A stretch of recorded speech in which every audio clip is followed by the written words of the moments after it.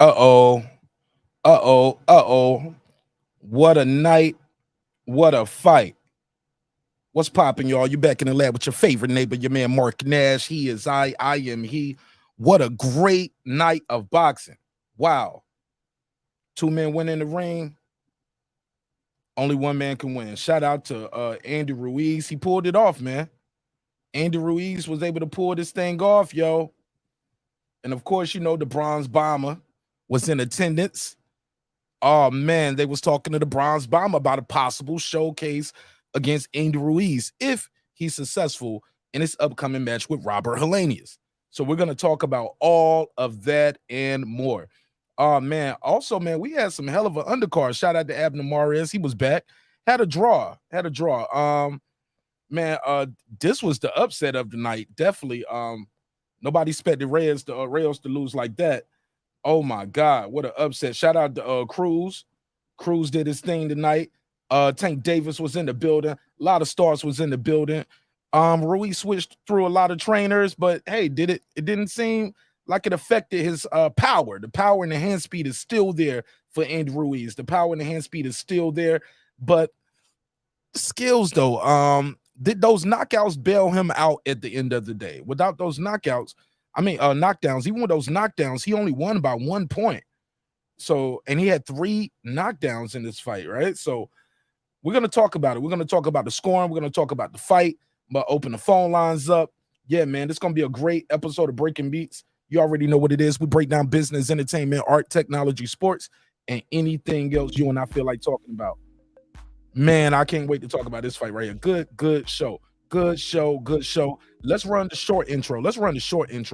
I'm ready to talk about these fights. Let's do it. 30 seconds. Let's get it. This that squad sound.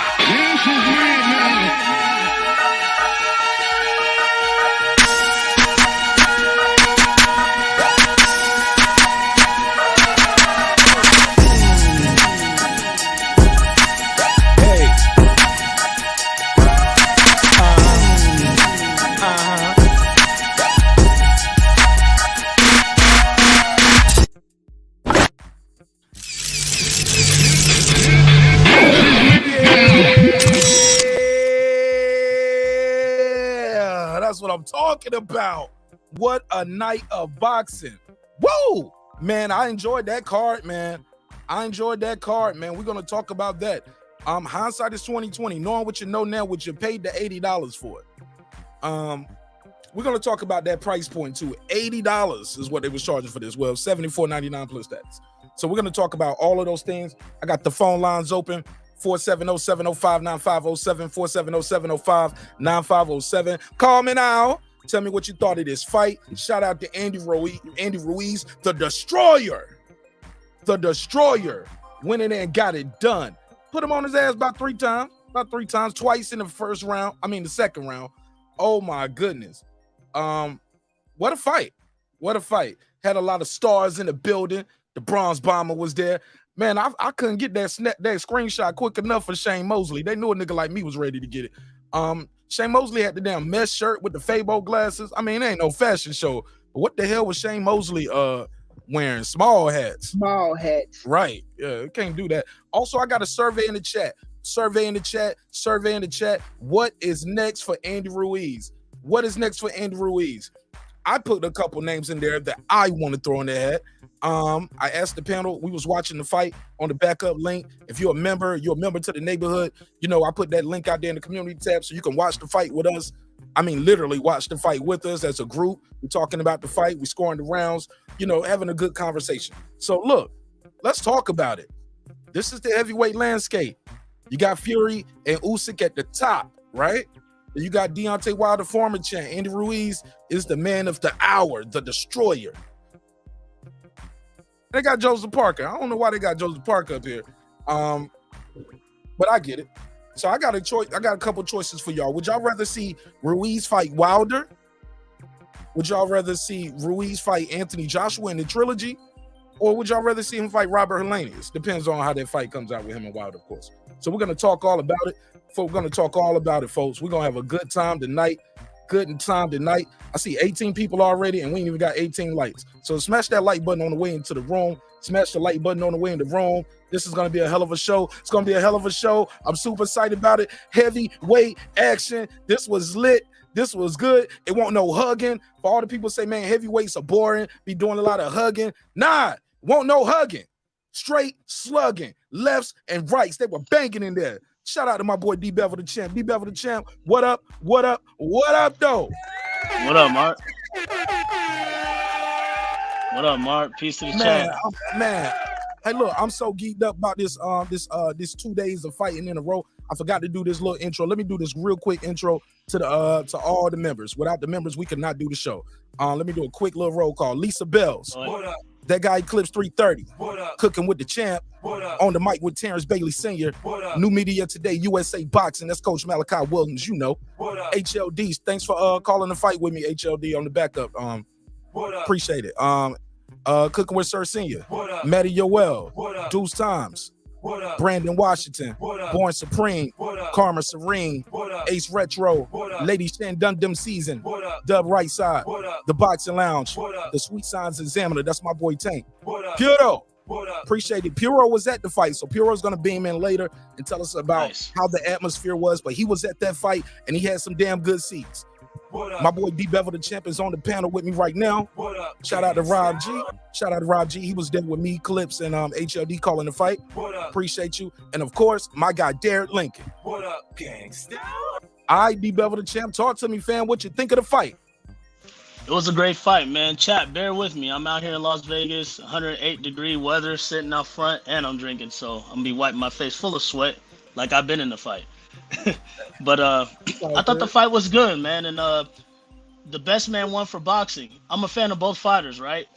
And so I didn't want to see Wilder Ortiz 3. You know, we already know the first two fights ended in knockout, so I was really pulling for Andy in this fight, and I knew Ortiz would be outboxing him, but Andy would go for those knockdowns, you know, and I agree more with the 114, 111 card.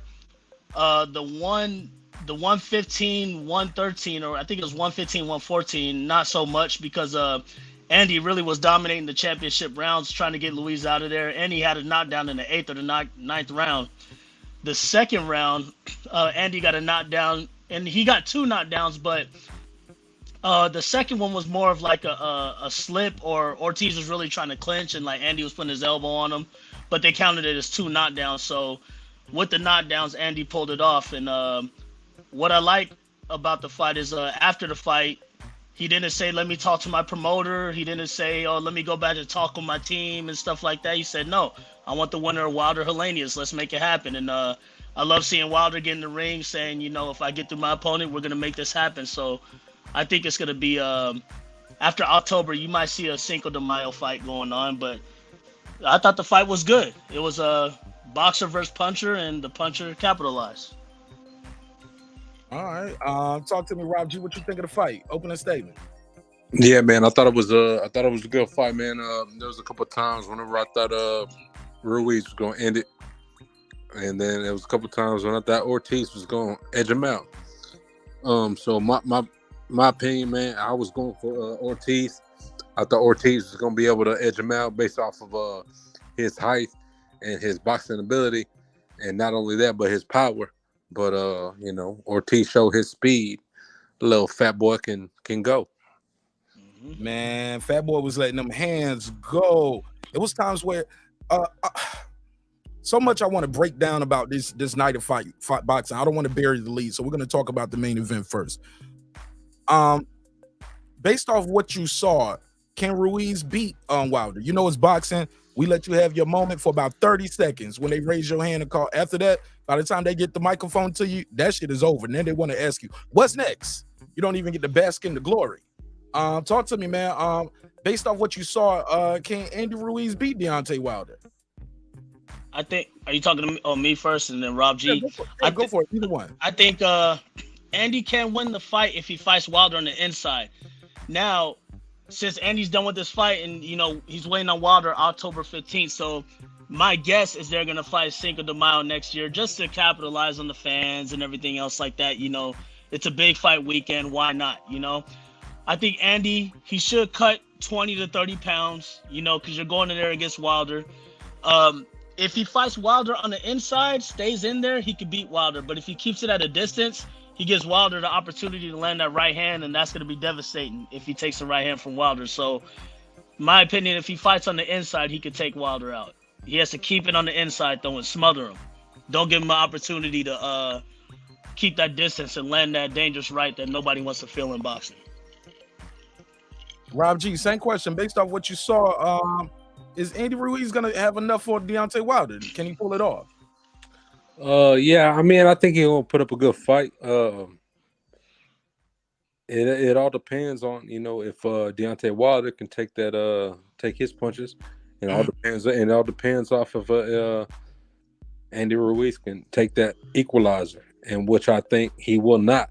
So he got to move. You know, Andy Ruiz got to move. You know, if he can move and avoid that one shot, he gonna have a chance to, you know, win the fight. But I think if anybody, this goes for any, obviously, as opposed to Tyson Fury, but anyone other than that, man, you know, he got that equalizer, man. He could take you out one shot. So it's just gonna be it's gonna be an interesting fight.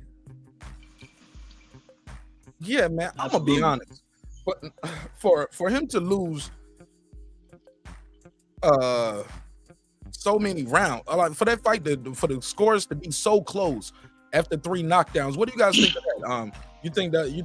Why do you think that was occurring? Well, I think if you're referring to Deontay Wilder, man, I think definitely Luis Ortiz is a better boxer than Deontay Wilder. You know, so I mean, when you want to count round for round, you know what I'm saying? I think you know, he a better boxer. That's why Luis Ortiz was, in my opinion, winning in both of those fights up against until he got knocked out. Mm-hmm. That's why I said, man, he got that equalizer. It don't matter if he's down 7 rounds to 0. All it takes is 1 second, and that's when it comes down to Andy Ruiz. Like, is he gonna be able to avoid that shit for 12 rounds? Because all it takes is 1. Right. I heard some people saying like 268 is the number for him. Like without that weight on him, would he be able to absorb those shots? See, because here's the thing. I don't think it's all about what Andy did well. It's more about what Ortiz did not do.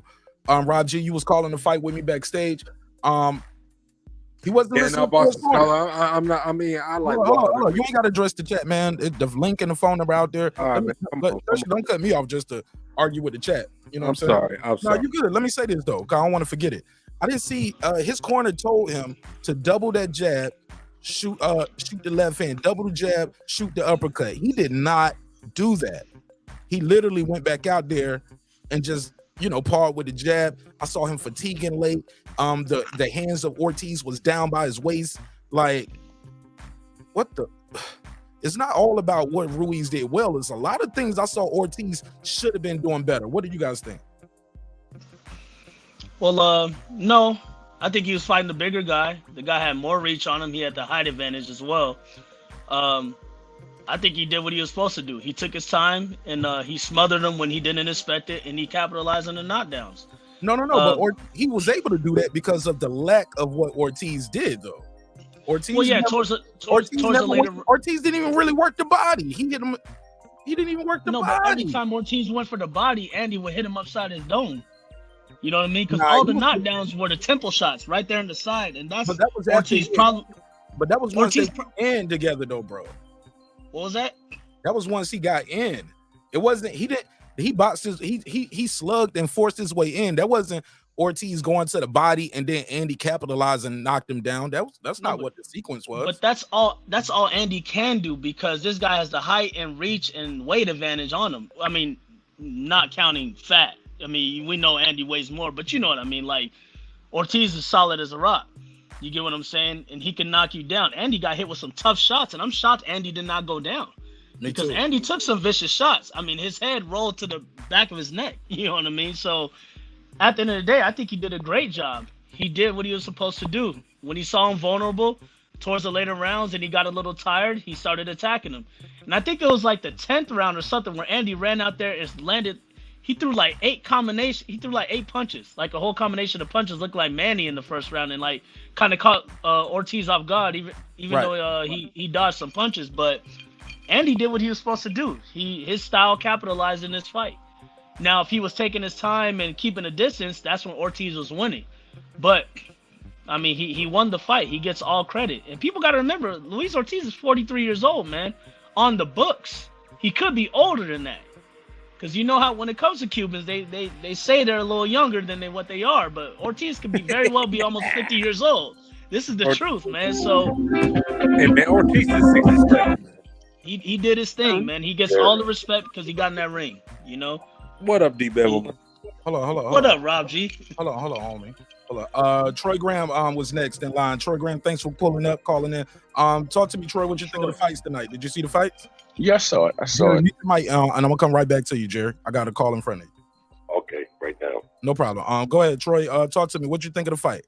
I saw the fight, man. What I saw was one man that was on his last leg and another guy who was he's there to be beat, but he just fought a guy that was on his last leg. You know, Ortiz is on his last leg. Andy is there to be beat because there's no way that a guy that was just jabbing all night and was real hesitant with his left hand, you know, and after you knocked him down 3 times, that the score should have been that he should have finished Ortiz earlier. If he was right, he would have finished him earlier.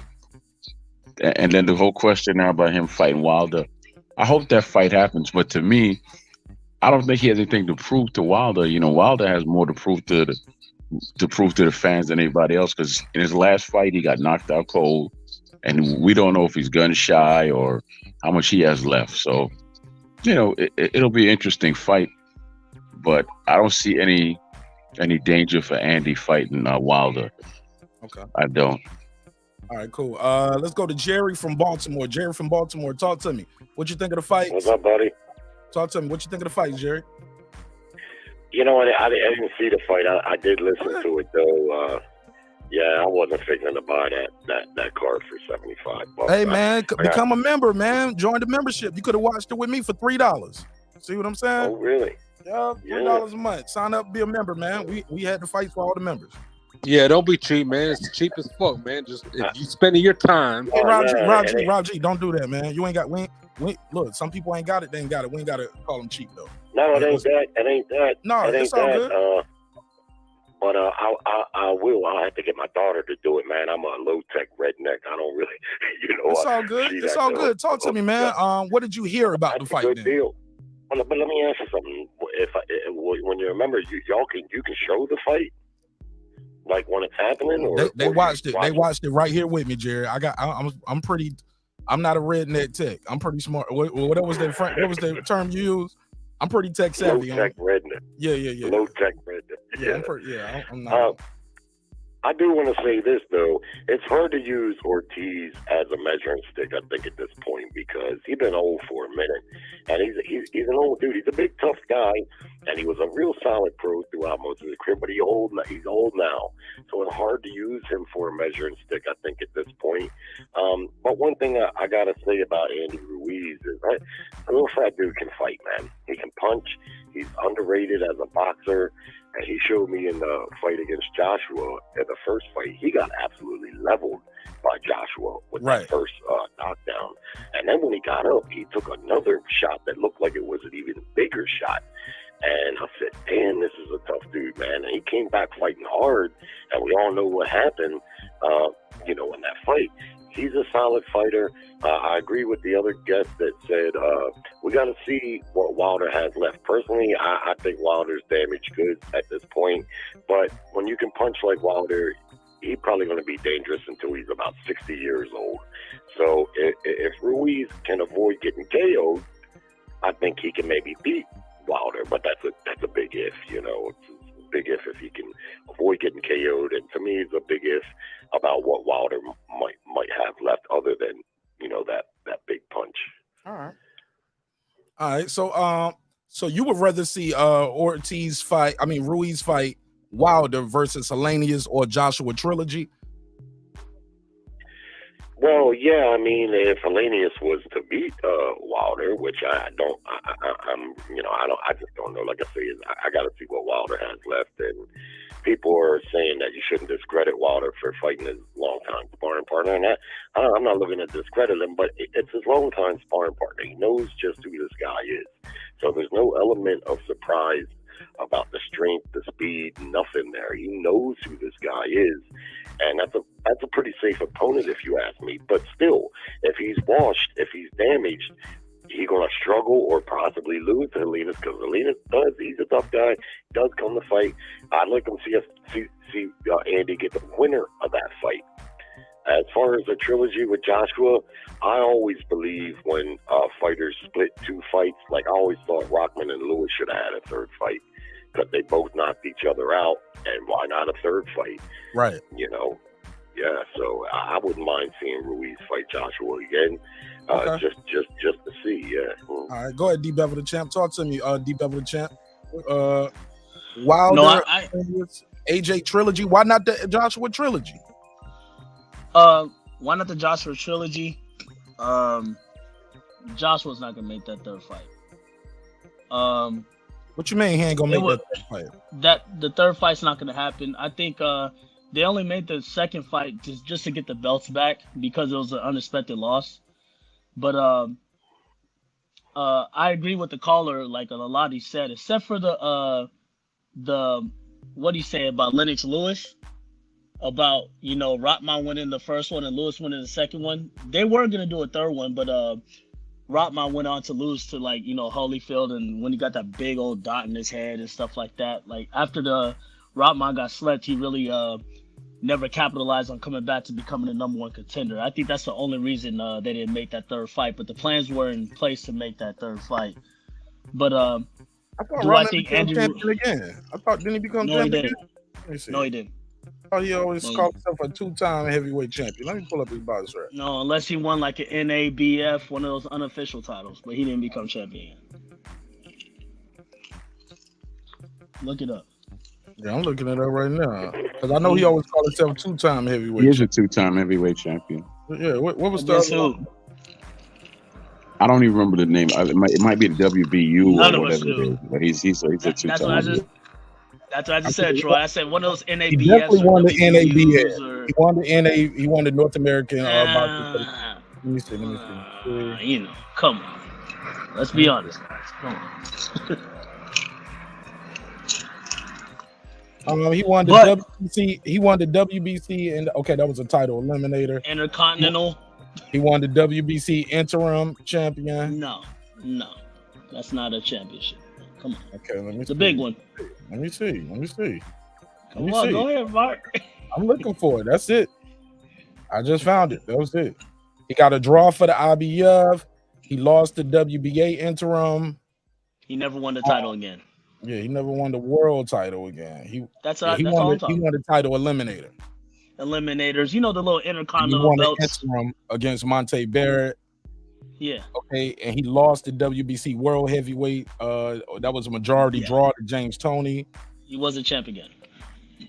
He lost the WBC against Ojev Moskatov.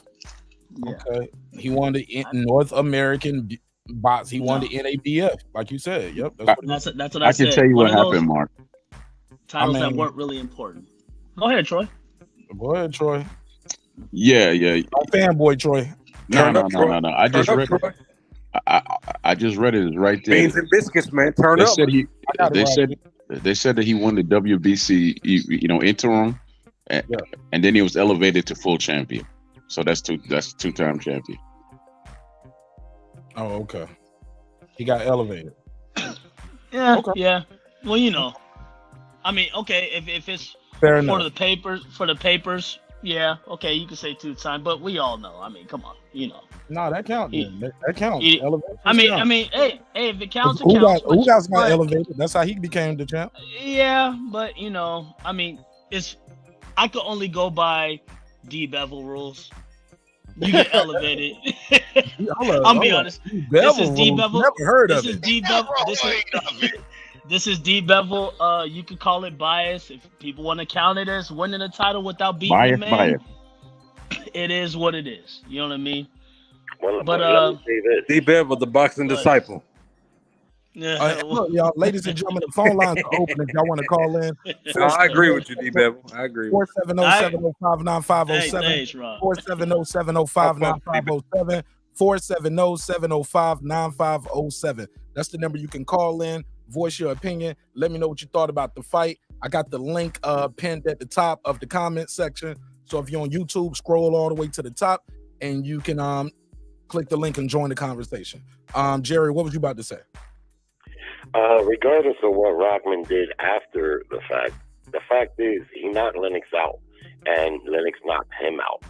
So really, there should have been a third fight, right? That should have been the next fight because they was one apiece, and Rockman's knockout was every bit as devastating as Lennox Lewis's was. Absolutely. And the fact is, Lennox Lewis already had been knocked out by who was it? Was it Atomic? Oliver McCall. Yeah, Oliver It McCall. was Oliver McCall, yeah. So, my thing is, especially in heavyweight boxing, where a lot of times it's maybe the top 3 to 5 guys are the ones that get the attention. When they match up, if they split fights, I mean, there got to be a third fight. It's one apiece. Ruiz and Joshua is one apiece. And frankly, I would put Ruiz's victory over Joshua's because he whooped Joshua. He whooped him bad. Whereas Joshua, he came back and he got the win. He deserved to get it, but he boxed safe. He boxed pretty cautious to get that win. So, yeah, I mean, and I've heard Joshua say he wants to fight Ruiz again. I heard he was saying during the build-up to the second fight that there had to be a third fight. But like the caller said, I don't think his management really wants it. Right. I think they're afraid. I think they're a little afraid that what happened in the first fight might happen again. Absolutely. Let's pass the mic. The boxing scholar, talk to me. What you think of the fight? Come off mute, boxing scholar. Jerry, mute your mic when you're not talking so we don't have to hear you breathing and coughing. Okay. Yeah. Boxing scholar, talk to me. Oh, There you go. Talk to me, man. High energy, man. Talk to me, man. high energy. A lot of shit in that Turn up, truck. scholar. You was talking a lot. Y'all want- Rob G, I don't need the ad-libs, man. Let me host this shit. I got it. That Hold nigga- on. Let me get in my mode. Turn up. Luis Ortiz was 145 tonight. Luis Ortiz came to the barbershop. I said, Luis Ortiz, between me and you, how old is you? He said 176. There you Man, go, bro. Luis Ortiz, man. There you go, bro. There you Andy go. Ruiz, he got to take the story out of his name, man. He looked like a kid tonight. Oh, The reason why the judges had that fight so close, which I don't think it should have been, I think Andy Ruiz was a clear-cut winner. But I think the reason why they had the fight so close is because he was backing up the entire fight. Even when he had him hurt at times, he wouldn't go after him. I'm like, man, you call yourself the destroyer. See, a lot of people say AJ's mentally weak.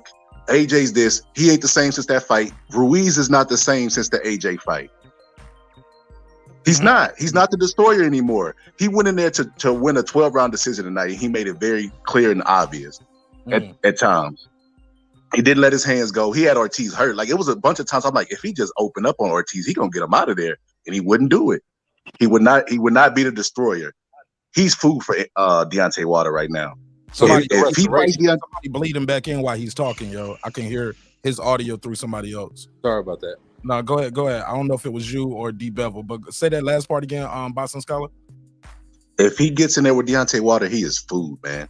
Because the one thing that Andy Ruiz always had over heavyweights is his speed. He had really fast hands and he would let him go in combinations. But now he's backing up, trying to land one shot. I'm like, okay, you and Wilder go into a fight. Both of y'all are depending on one shot. Who you think gonna land first? You got to come to Wilder to make the fight happen. He's a bigger dude. He gonna get his shot off first, and your ass is going to sleep. I seen Ortiz hurt him in the first round and almost had him out. I'm like, damn, already, Andy? Go ahead. Anybody want to reply to that? I'll be right back. I'm gonna grab this charger. Yes, I want to reply to the caller. And I'll go Last after caller. you. Okay. And I'm not trying to turn. We're talking about Andy Ruiz, Luis Ortiz, Wilder, Joshua, but I gotta go back to Lennox Lewis, y'all. Sorry. I know he said the Oliver McCall fight. You know what I mean, where he got knocked out by Oliver McCall, but he avenged that loss by Oliver McCall. Yeah, he had a nervous breakdown in the middle of the ring, but what's his name? Goddamn. Damn, I'm drinking too much. What the fuck is his name? Emmanuel Stewart? No, Lennox Lewis. Lennox Lewis won the fight at the end of the day. He avenged his losses with knockouts. You get what I'm talking about? He avenged his losses with stoppages. I look at Lennox Lewis as above all the fighters of today. You know, that's just my opinion. You know what I mean? So I can't compare none of these guys of today to Lennox Lewis's and Tyson's and Holyfield's. It's just, I don't do that. But well, I'm not saying that Lennox wouldn't have won the third fight. I'm a big Lennox fan myself. Despite his KO losses, I'm a big fan. I just think there should have been a third fight. Oh no, there should have been a third fight. There should have been a third fight, Troy. I agree with you, but it wasn't on Lennox. You know what I mean? One guy went crazy, and things happened. You know what I mean? But Lennox did go on to fight, you know, other great fighters. And Oliver McCall, not to rain on his parade. I hope he's doing good. I don't know where he is in life right now, but he didn't go on to, you know, do other great things like that. You get what I'm saying? But Oliver McCall was still fighting in 2018, 2019, bro. He just retired, bro. Who'd he fight? Shit, somebody you never heard of. But no, like I said, you know, I agree. You know, Wilder Helenius. I watched the Helenius fight against Adam Kawanaki. Wilder's gonna kill this guy. You know what I mean? It's a guy, you could tell it's a warm-up fight after his 3 tough fights of Fury and stuff like that. You know what I mean? So it's a fight, and he's a sparring partner. I mean, come on. You know, Wilder's gonna go in there and knock him out in a few rounds. You know what I mean? They want Wilder and Andy to happen. I want Wilder and Andy because just like I wanted Andy to beat Ortiz tonight, I don't want to see a third fight with Ortiz where Wilder already knocked him out twice. I don't want to see Andy and Joshua, not yet. You know what I mean? Not yet, because I've been wanting to see Andy and Wilder, but Joshua just took a couple L's in a row. You know what I mean? Just like Wilder, but I want them to make that fight now. But we all know, you know what I mean, with Heyman and Hearn and all this crap, it ain't going to happen. I ain't going to argue why it ain't happening, but it ain't happening. So right now, the best fight to make is Wilder and Andy Ruiz and Joshua, because Hearn just said he's going to put Joshua on some kind of world tour. So right. I don't know who the opponents are going to be, but we know Hearn has his own plans for Joshua, and Heyman has his own plans for Wilder. So there's no reason to even talk about it. My thing is, I'm not going to talk about fights that aren't looking close to be marinated. You get what I'm talking about? Now, when Joshua has another... Hey, look, man. Hold up. I'm being real. Yeah, I'm listening to you, but this fight already has a storyline too, though, bro. Storyline is built in. The storyline is built in for the trilogy. What fight? Yeah, absolutely. I agree. I'm not disagreeing with you guys. You get what I'm saying? But when we come back to life and get real about it, it ain't gonna happen. All right, let's pass it around a little bit. We know man. It ain't gonna happen. You kind of had a long little run right there. I got you. Let's pass it around. Go ahead, Troy. Yeah, go ahead. And then we'll go back to the callers. I don't think there's any. I don't think that Joshua's afraid of Andy at all, or his people are afraid of him. I just don't. You don't hear nobody talking about it. About third fight, and it's not going to generate any money. So you know why make a third fight? Now what has he done since he won the fight? Who has he fought and what has he done? All these things matter, and then how he looks tonight matter. Now, as far as you got to mute when you're not talking, Jerry. If that's not you, is that Troy? Is that your background? Yeah, that's not me. Okay. Yeah, that's that's me. That's why I'm trying to make it quick. But like I said about Wilder, everybody's focused on Andy. Andy got to be careful of Wilder. And Andy didn't finish his last fight face down on the canvas. Andy didn't finish the fight before that TKO'd. Andy didn't finish the fight before that being outboxed after he landed his best punch. So you know how much does Wilder have left, man? How much? Tyson Fury neither, though, Troy. What'd you say? Andy did not fight Tyson Fury neither. Yeah, so that was my rebuttal. Like he fought an old man, and my question is, so what? Chris Arreola. What you mean? So what? Competition matters. Oh, competition matters now. Hold on. He fought a guy 50 pounds heavier than him. Bro, Tyson Fury is different, homie. He's different. He's different, bro. We're not gonna. He's not the best. That's what. Who's the best? Who's the best? I've said it 1,000 times. There is no great heavyweight. There's no great heavyweight. It ain't Dillian They're all White. fighting for. Absolutely not. Absolutely not. You keep Dillian Who do you White. think the best is, Troy? Who do you think the best heavyweight is? Who the best heavyweight is at the moment? You gotta give it to Usyk. Usyk. Okay, that's your opinion. And I'm not gonna argue or rebuttal it. Let me go to Deeply Goated real quick. Deeply Goated. What's up, homie? How you feel? What's the deal? Welcome home. Nah. What's up? Nah, bro. I completely disagree with Troy, man. I completely disagree with Troy, bro. That like Fury is clearly the best heavyweight. That's just like, I mean, that's just kind of common. That's just the facts right now. But as far as like AJ versus Ruiz, bro, come on, bro. Nobody want to see that fight, bro. This fight was all about building towards Ruiz versus Deontay Wilder, bro. Deontay Wilder got in the ring and everything, bro. This is not, AJ ain't got nothing to do with this. I predict. I already knew that Wilder would hop inside the ring after the fight was over, and it was set up for the Wilder versus Ruiz fight. You know, some people actually think that Ruiz could beat Wilder after this performance. It's crazy. Like the boxing scholar said, Ruiz is food for Deontay Wilder, bro. You don't beat Deontay Wilder just like you don't beat Deontay Wilder backing up looking for a counterpunch, bro. That's just not how it works. That shit, he gonna get his ass lined up and get knocked out, bro. Get beheaded. Andy Ruiz is no longer a killer, bro. He's not the same Ruiz that you saw fight AJ. AJ got knocked out by Ruiz, and AJ's in a better mental state than Ruiz after the loss. How? Bro, you just seen it in this fight, bro. I saw him put that man on his ass 3 times and get his hand raised at the end of but the he fight. Couldn't finish him though. He didn't finish him, bro. He was right for the taking. Only one he man. He don't got that. He don't got that killer on. instinct, bro. Only one man on earth has finished Ortiz. What are we talking about here? You act like everybody. Bro, he ain't got the same punch resistance he had when he fought Wilder, bro. How you don't have the same punch resistance? Ruiz was a dead, bro. I mean, no, Ortiz, bro. He was a dead man walking. Listen to what you're saying. How you don't have the same punch resistance? Charles Martin dropped him a couple of times. He got up and finished him. Ortiz dropped him 3 times. He still made it to the final bell and only lost the fight by 1 point on 2 cards. If he would have got 1 more round or didn't get dropped 1 time, my G, this fight was a draw. Or he would have won, bro. If he didn't get dropped. Bro, you know that was fraudulent scoring, bro. About none of that. You said punch. That was fraudulent scoring, bro. Don't move the goalposts. Don't move the goalposts. Punch resistance. I'm not moving it over. We talking about scoring, bro. Martin dropped him. He got up and finished him. Ortiz dropped him 3 times. He still finished the fight. Why do you say he don't have no punch resistance? He still finished the fight. Bro, because you getting dropped by jabs, dude. That second Wilder fight took something out of him.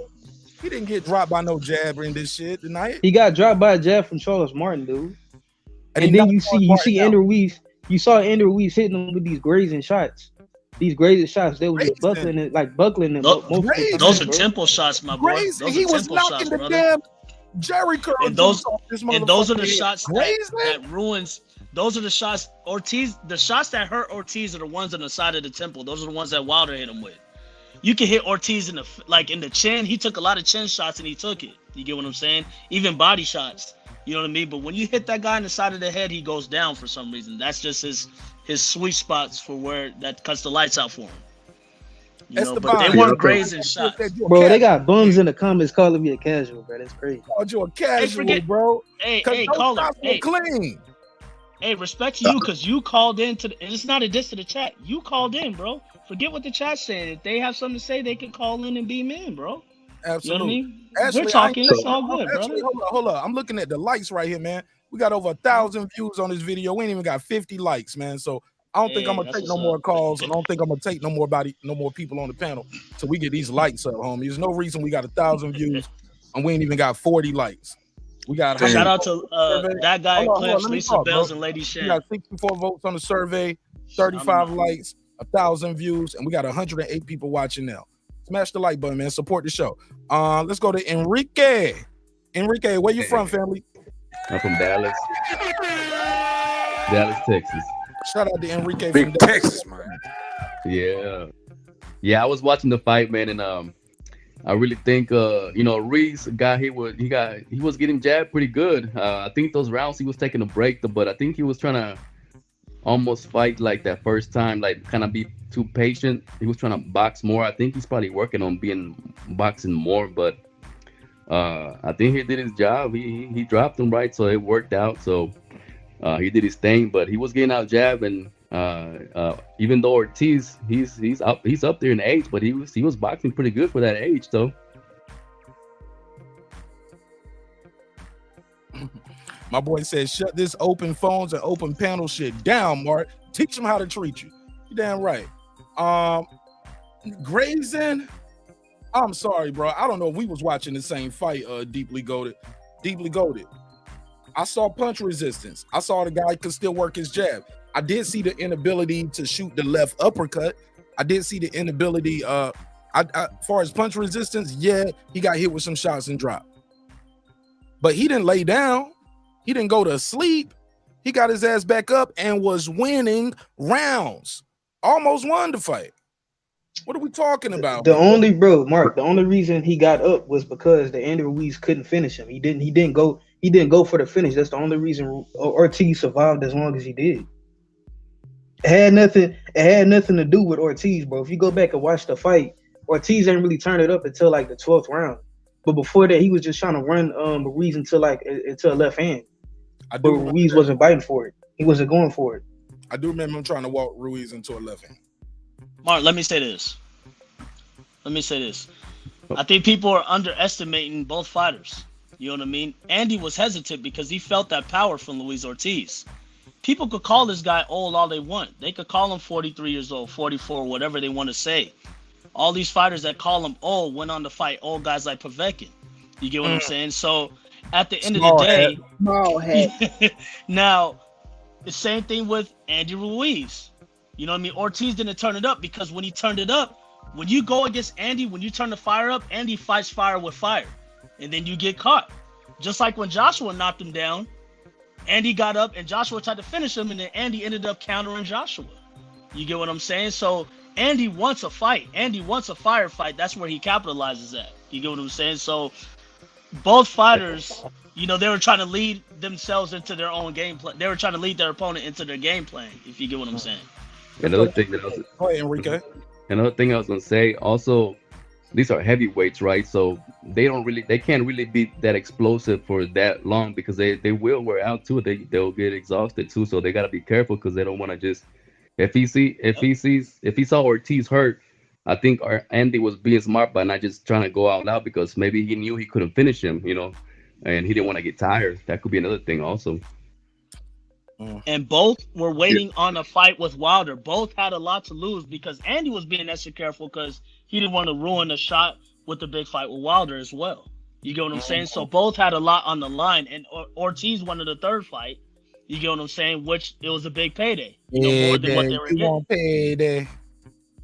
You know what I mean? More than 1 million what they each got. You know, Ortiz got $1 million and what's his name? Ruiz got $1 million and Ortiz got like 500,000 when they make a fight with Wilder. I'm not talking about cash cows and all this bull crap. I'm just saying when a big name's involved, you know, there's more money on the upside. You know what I mean? That's all. So I think they were both kind of cautious, but trying to be aggressive at the same time. Because even the crowd was booing, which was ridiculous. I thought it was a good fight. You know what I mean? I thought they both, you know, tried to capitalize on each other the best way they could, you know? So I think Deeply Goated is right, man. I think that Ortiz doesn't have the same punch resistance. I don't care if he got up or not, he can't take a shot. It reminds me of Archie Moore. When Archie Moore fought Yvonne Durrell. I don't know if any of you guys seen that fight. Go back and check that fight out.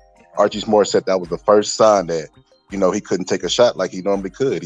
I think he got up like 7 or 8 times. Go watch that fight. But Ortiz did the same thing. 3 times, and he never said that. Oh, Troy, you just got proved wrong by DBevill. Can you please let me finish my point?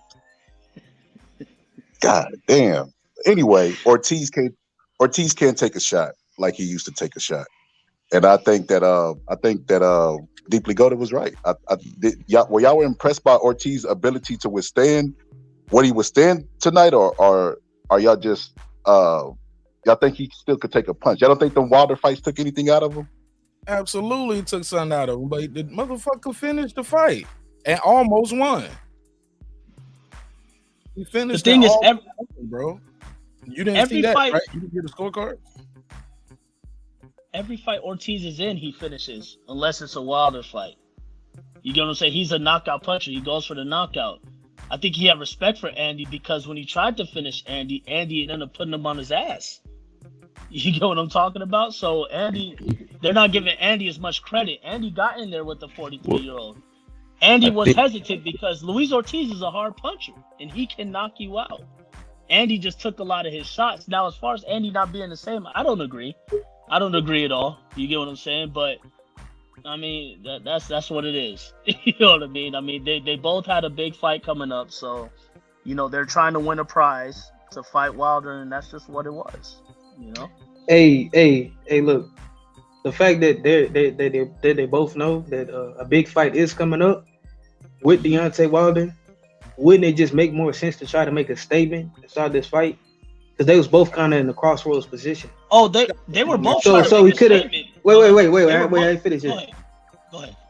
You're gonna load the question up. Make it hard to answer. So one guy could have tried to knock out the other, but clearly you said Ruiz is like the same, but does an aggressive fighter stay on the back foot for the whole fight?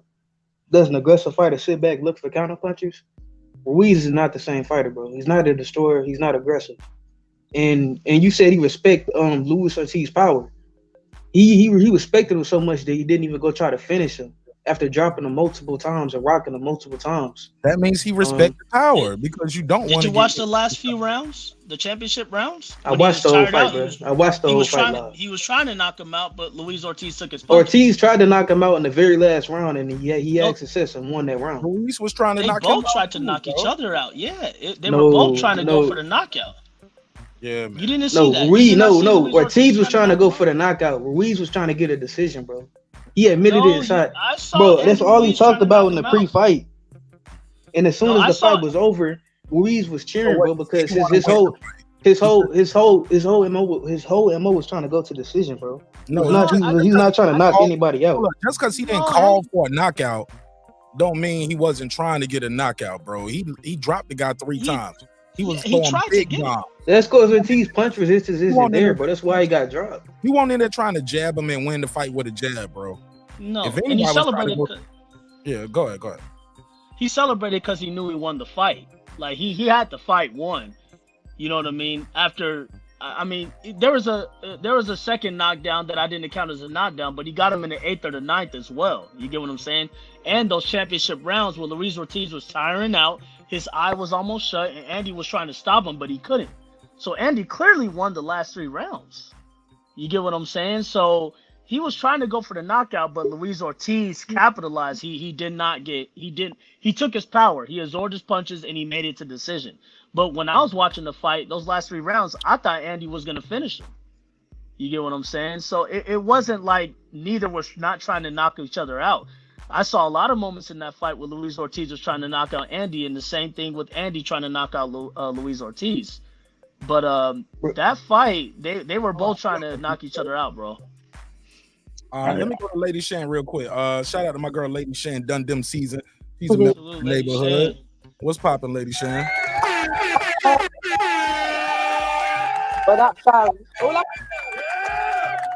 What's poppin', Lady Chann? Talk to me. What up there? What's happening? All I can say that was the worst fight of the year. What? That fight was trash. Complete trash. Yeah. Trash. Fuck that. Nah, man.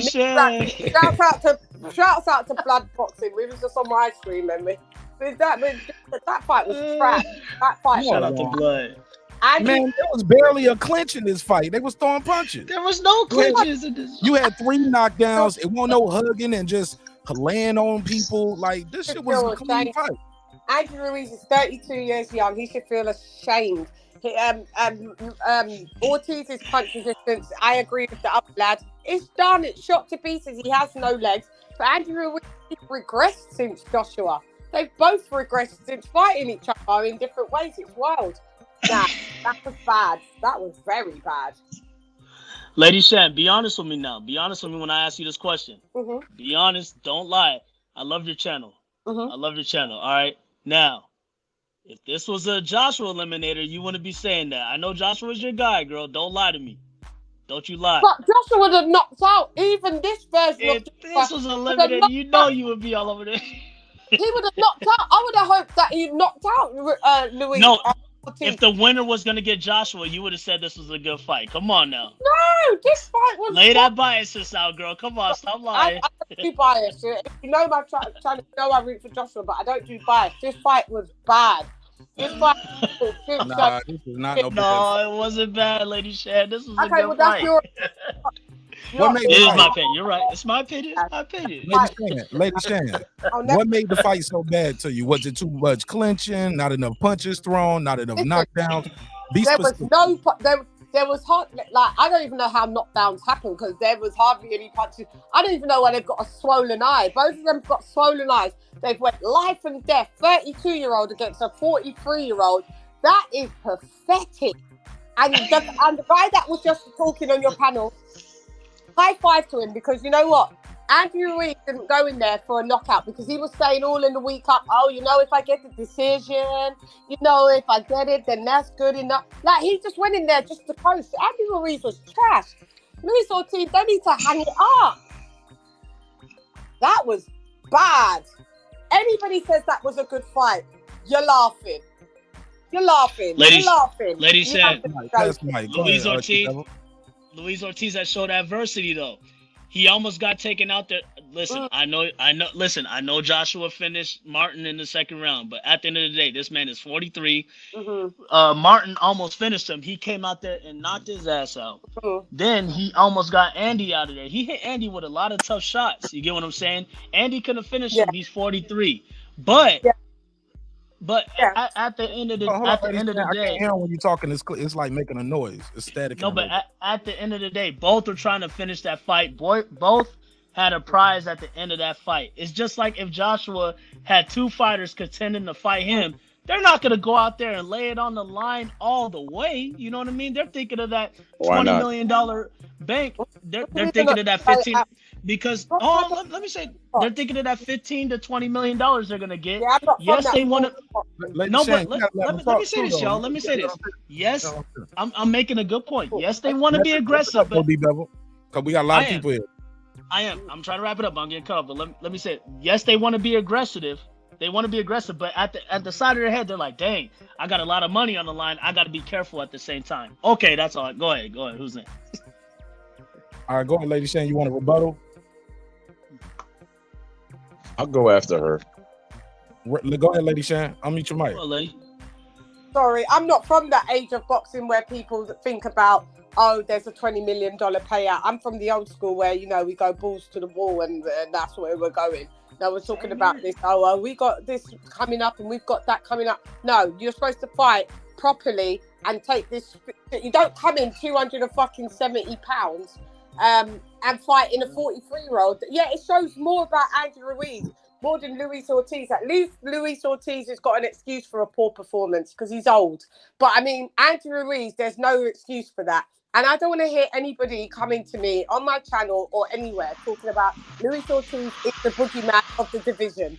He is not the boogeyman. He's the OAP of the division and needs to hang it up and chill out.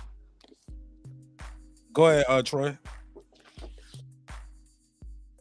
Yeah, I'm just surprised. I'm just surprised that the loser's getting so much praise. You know, who actually won the fight? You know, Andy, you know, or Luis Ortiz? Why is he getting so much praise for losing? He lost. Move on, man. Because they want to make Wilder's win look better. So they have to praise Luis Ortiz and make it look like, oh, he was so great. No, he was trash. And that was it. Nah. His punch resistance done. He's never fought finish eating your food first. Like, you talking with the food. Yeah, you know, let me finish my comment. You know, the fact of the matter is. Yeah, because Troy was talking and you cut him off. And he's You cutting him off though. Let him finish. He waited for you to finish, so let him speak his piece. If she mad, she cutting off and pouting, that's cool too. I'm just saying, Troy was like, I'll go after her. He was trying to speak. Let him speak his piece. Go ahead, Troy. Yo, the fact of the matter is, Joshua's conqueror beat Wilder's toughest competition, and he beat him around the ring. So that says a lot. And as far as you, boxing scholar, find where he said they actually fought twice. Archie Moore and the Fisherman. Archie Moore won both fights, so I don't know what you're talking about, that he don't have his punch resistance. And find that video proof where Archie said that he couldn't take the punch and all that, blah blah blah blah blah. Find it. All right, and if I find it, will you come on air and say you're wrong? Of course, I have no problem with that. Find it. All right. Can we move on with the show though? Yeah, I was trying to go back to Lady Chann, but or pass it around, but she dropped off. Mark, I'm gonna say this, cause just like I said a couple weeks ago after the Usman, knockout, what I said to you and Lisa Bells, right? See, I'm already accepting that Wilder and Joshua aren't gonna fight. You get what I'm saying? Now, when they sign that fight and when they make the fight happen, then I'm down to talk about it. But when it's coming from what I'm seeing from Lady Chann and Troy, it's about whose opponents, because these are Wilder and Joshua opponents, right? This is a former Wilder opponent and a former Joshua opponent fighting each other. So this is about Wilder and Joshua when they're clearly not going to fight each other. So when I see they're clearly not going to fight each other and they're going to separate paths, I'm talking about a whole different fight, which is Ruiz and Luis Ortiz, and who the winner gets Wilder. Now, when Joshua has something else going on, I'll talk about those guys fighting Joshua. But until they have a fight lined up, there's nothing to argue about. Dog, what are we doing, yo? What are we gonna sit here and argue like children about a fight that is not even gonna happen and not even presented? You're gonna say Heyman's going his own way, Eddie Hearn's going his own way. So why are we gonna argue over something that ain't even gonna happen? It ain't even signed to happen. It's not about who makes who look better, or Joshua look better beating this guy, Wilder look better beating this guy. Until they fight, who gives a fuck? That's where I stand with it. To be honest, I kind of think that that Joshua fight may end up happening down the line. When it happens, because I'll be there. Because it seemed like Deontay Wilder. It seemed like Tyson Fury gonna end up getting the WBC vacated from him, or taken from him, and then like I said, like we already know, Ortiz and Ruiz, that was a title eliminator. So we probably gonna end up seeing Wilder versus Ruiz for the vacant WBC title. And then once that happens, I'm thinking Wilder's gonna knock out Ruiz. And then you got Wilder as the WBC champion. And we already know Hearn allegedly already offered Wilder to actually fight Anthony Joshua. And I think Wilder might have turned it down. So we probably gonna end up seeing AJ and Wilder fight for the WBC title down the line in the future. Or we're gonna see Wilder versus Usyk. I hope you're right. You know what I mean? And I'm at it where until I see it happen, there's no need to debate it because it ain't gonna happen until it happens. You get what I'm saying?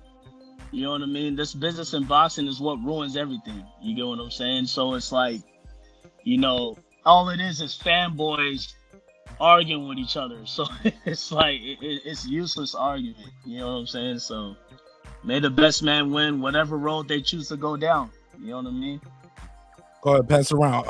Let me get Enrique. Go ahead. Yeah, I think if Wilder and Ruiz fights, Wilder he will stop Ruiz. The only thing I would say if the audio, bro. Oh, I'm sorry. Yeah, it's static and while you talking. Oh, okay. Can you hear me now? Is it clear? No, it's not. Beam back in. Click the link and beam back in. All right. Go ahead. All right, cool. Go ahead, let's pass it around. Hey, look, my thing is this. My whole issue with this is when you talk about these guys and this fight tonight, I thought this fight was entertaining, to say the least. It was suspenseful. You had a knockdown. Was Ruiz gonna finish him or not? It was very suspenseful. You had 3 knockdowns, to be honest, right? Was Ortiz gonna land the big shot and hurt Andy Ruiz and get him out of there? It was a couple times I thought he hurt him, but he didn't finish him. It wasn't a lot of hugging. It wasn't guys just in their gas and just doing arm punches and doing the windmill. No, this was a rough, tough, competitive fight. Congratulations to the winner. Even the loser, I think, did good. In the midst of it, this has nothing to do with Deontay Wilder. Trust me personally, not me. I don't know about nobody else, but me personally, MarqNash, I thought Ortiz made a good account for himself. Now, as far as the punch resistance, he didn't get up, but yes, he was getting, every time he got caught clean, he got dropped. But again, guys, we're talking about heavyweight boxing. And this guy stopped AJ. He has fast hands.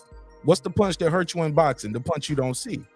He didn't see those punches coming because those hands were so fast from Andy Ruiz. Nobody in the audience, even watching, saw that punch coming. It would just happen like, oh, and he was down. Like, we got to give both of these guys their credit, man. I think sometimes we spend more time complaining about the fights than actually enjoying the fights. That's my take. I pass the mic, though. Well, like, go ahead. Y'all pass it too, because I don't even know what I'm gonna say next. Go ahead. I'll say it too. And some people are right. Some people just don't like PBC. No, exactly. I don't like. Yep. So I don't like PBC. I hate PBC. Yeah. Okay. They never make the right fights. Mike, I said that he jumped right back in. Go for it. Let's go. Like I said, Mark, you know me. There's times I jump on this fence, that fence, that fence. I catch smoke from all fans. You get what I'm saying? Like I said, like what the caller said earlier. God damn, a moth just hit me right in my eye. But like I said, like what a caller or someone on the panel said earlier, you know, oh, Fury might get stripped and Wilder might fight for the vacant title and win the championship.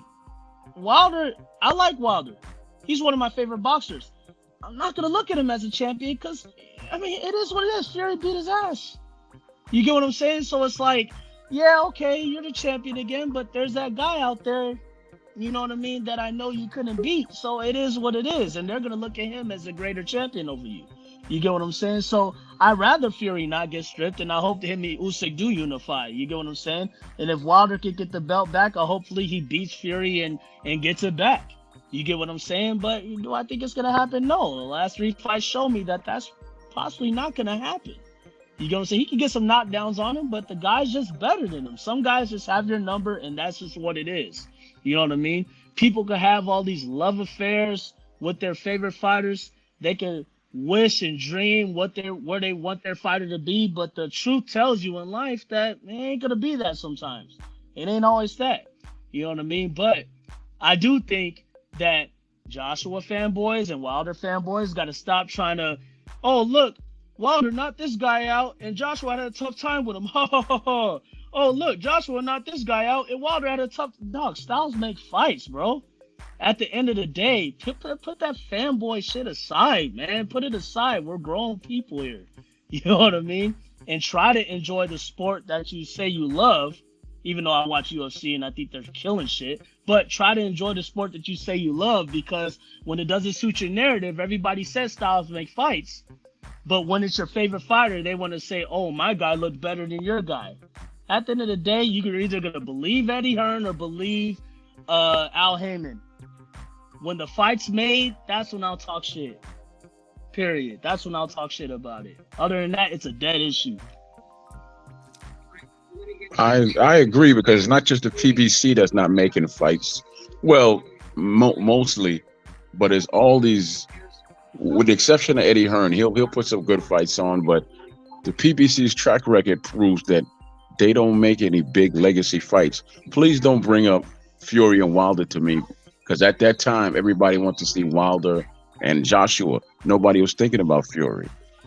And as he said, he pulled him off the couch. He was a crackhead and this, that, and the third. So how was that a big fight? How was it a big fight? The only reason, Troy, and this ain't fanboy shit, the only reason I would say that fight was a necessary fight to make, because Joshua and Hearn were calling him out also after he beat Joseph because he had nobody else.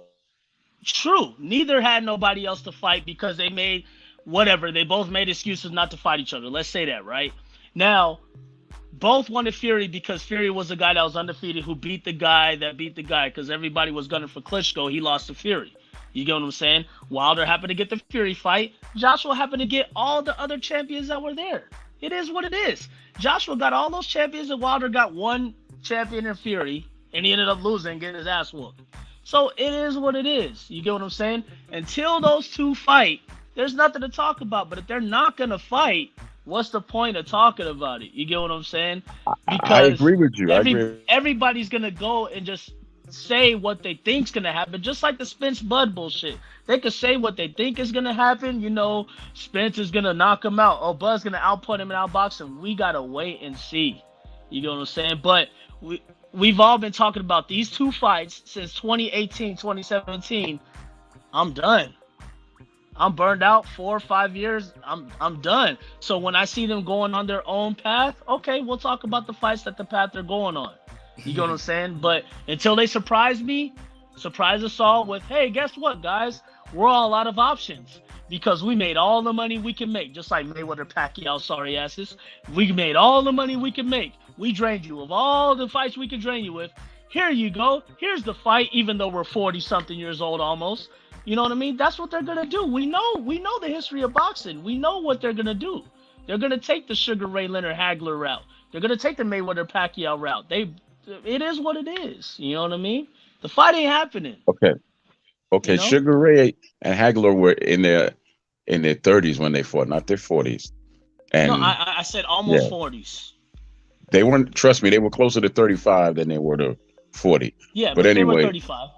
Okay, but anyway, if you notice, there's really no need to talk about it. That's what I was agreeing with you with. Like, right. We all know that Joshua and Wilder are never gonna fight. Crawford and Spence are never gonna fight. They don't make those type of fights for some reason. They don't make those type of fights.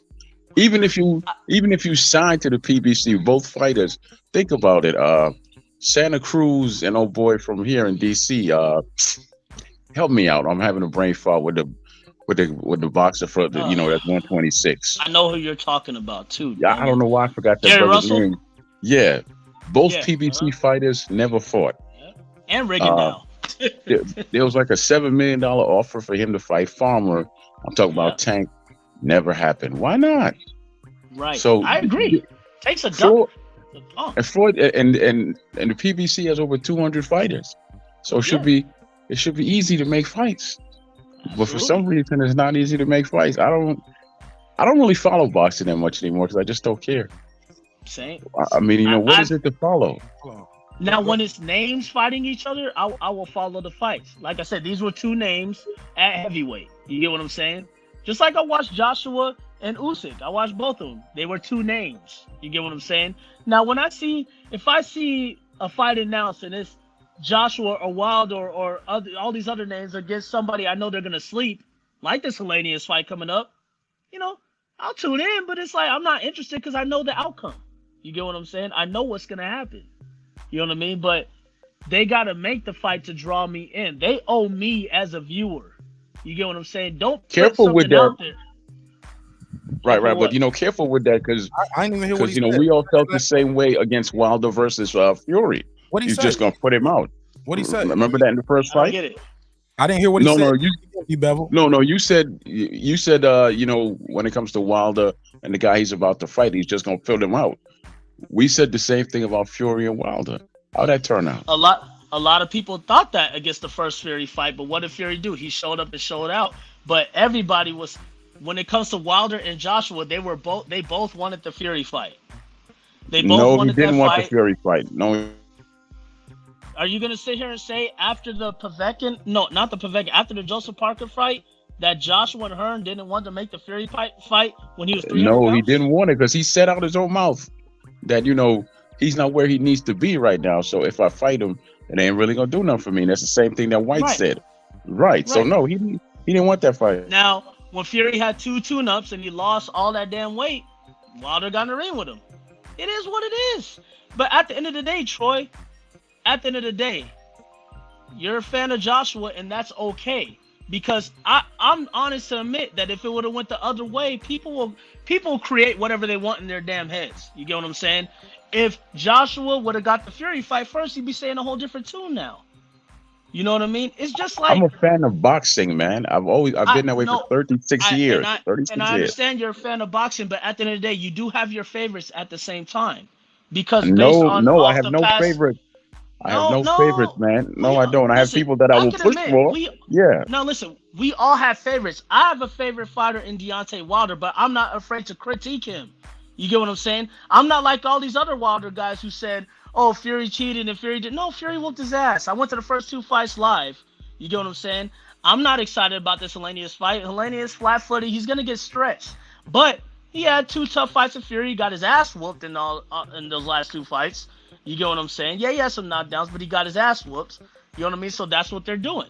At the end of the day, I could openly criticize this dude. You get what I'm talking about? But I just don't see that when it comes to y'all. When it comes to critiquing Joshua. Who is y'all? I don't really... I'm talking about you or Lady Chann or anybody else who kind of rides for Joshua. Okay, well, that's a line right there. No, listen, this isn't a diss. That's okay. Everybody has their favorite. You can't watch the sport without... You know what? I like this guy's style. I like this guy's character. Everybody likes their favorite fighter, and that is okay. There's nothing wrong with that. But when your favorite fighter gets his ass whooped, people tend to make excuses and make up lies to try to justify their loss. That's my only problem when it comes to boxers. You get what I'm saying? Because if we're all fighting to win or lose, when the guy loses, you see people make up excuses, just like Canelo. Oh, Canelo was too young when he fought Floyd. Oh, the guy he fought at light heavyweight, he was too big. It seems like whenever somebody's favorite fighter loses, they make an excuse, just like the Wilder fans, just like the Joshua fans, just like Canelo fans, just like all the Pacquiao fans. I mean, goddamn, don't get me started. You get what I'm saying? Excuse me a second, please. I see that a lot when it comes to you. Go ahead. Nah, I'm sorry, man, because you're gonna keep going and going. My favorite fighter is the one that my mother cooked for, which is Simon Brown. I see did it with Simon Brown a lot. In this era of boxing, I have fighters that I appreciate. You've all heard me talk about White. You heard me talk about Crawford and a whole bunch of other fighters. White is the one that sticks out in your name because I push for him the hardest. Because I feel some connection. I'm not done. Come on, man, I ain't done. You just went on and on and on this long road. So y'all just assume that this dude is my favorite fighter. No, Simon Brown is my favorite fighter. When it comes to this era, I have fighters that I will push for, but I don't have any favorite fighters. Because you can't really get to know a fighter if they're only fighting once a year. How do you have any favorite fighters when they're all fighting once a year?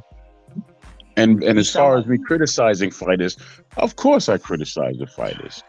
Of course I do. Yeah, come on, man, cut it out. Troy, now my only rebuttal to that is that your history on these chats around here, it could be on that. Bring up the tape.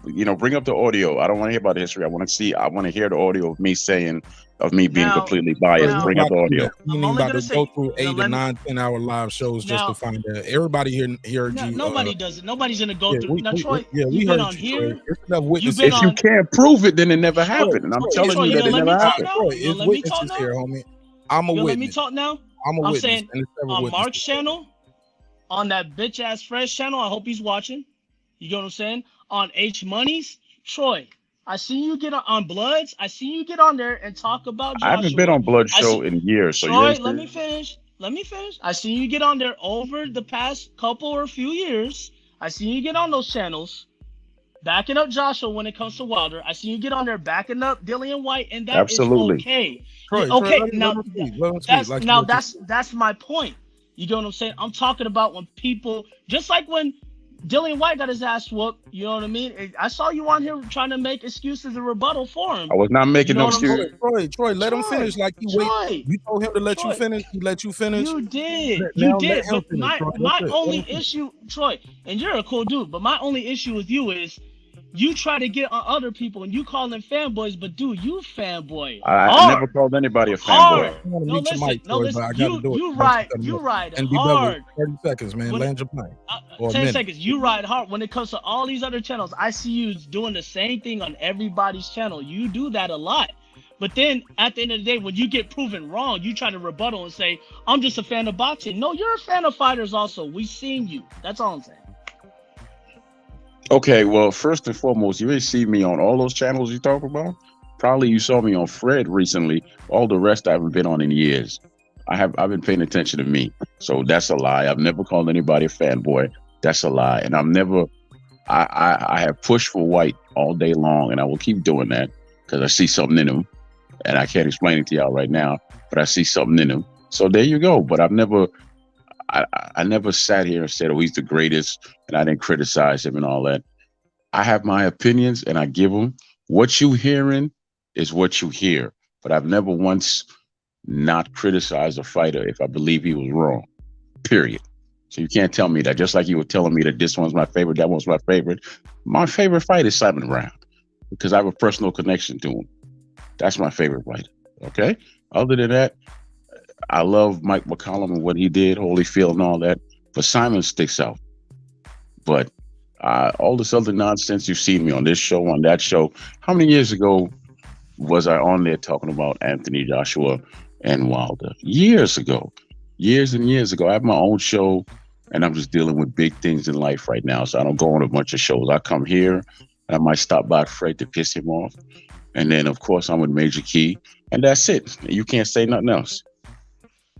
All right, let's pass. I agree. Can I say this one thing? I agree 100%. So from now on, when we talk about Wilder, Joshua, all these other fighters of today, don't come on here debating us. It's about Simon Brown, since you're not a fan of these fighters all the time. Because since you said you only go do this for Simon Brown, we're gonna be watching now. If you come on here and fanboy for Joshua or Dillian White or other fighters. It doesn't matter. Fanboying is fanboy. It doesn't have to be your absolute favorite, but when it comes to those guys, you go hard for them. And it's online evidence of that. Where is it, man? Because I've been hearing this for years. Where the frig is the evidence? Y'all love to slander people's name, but you can't put your hand on evidence and say, here it is. Okay, it's only facts. Where is it? Bring them out. Bring them out. Troy. Where's the Troy, everywhere. Where is everywhere? But guess what? Because I live in Baltimore, I don't hear it. So we'll find it one day. Because whenever, I'm in DC, just like I don't hear it. I'm in New York, I don't hear it. I'm in Philly, I don't hear it. So where's everywhere? You can find fanboy on this chat. All I want is for somebody to prove me wrong with the facts. No one has ever proved me wrong with their so-called facts. Bring it out and allow me to hear my own words, and I'll shut the hell up. Until such time, I ain't shutting up until the day I die. Go ahead, Mark. All right. It's your man MarqNash breaking beat. Smash the like button on the way in the room. We got to talk about it. That was another episode of my boy Troy. I don't give a damn Graham. And this is another great episode of Who's the Biggest Fanboy?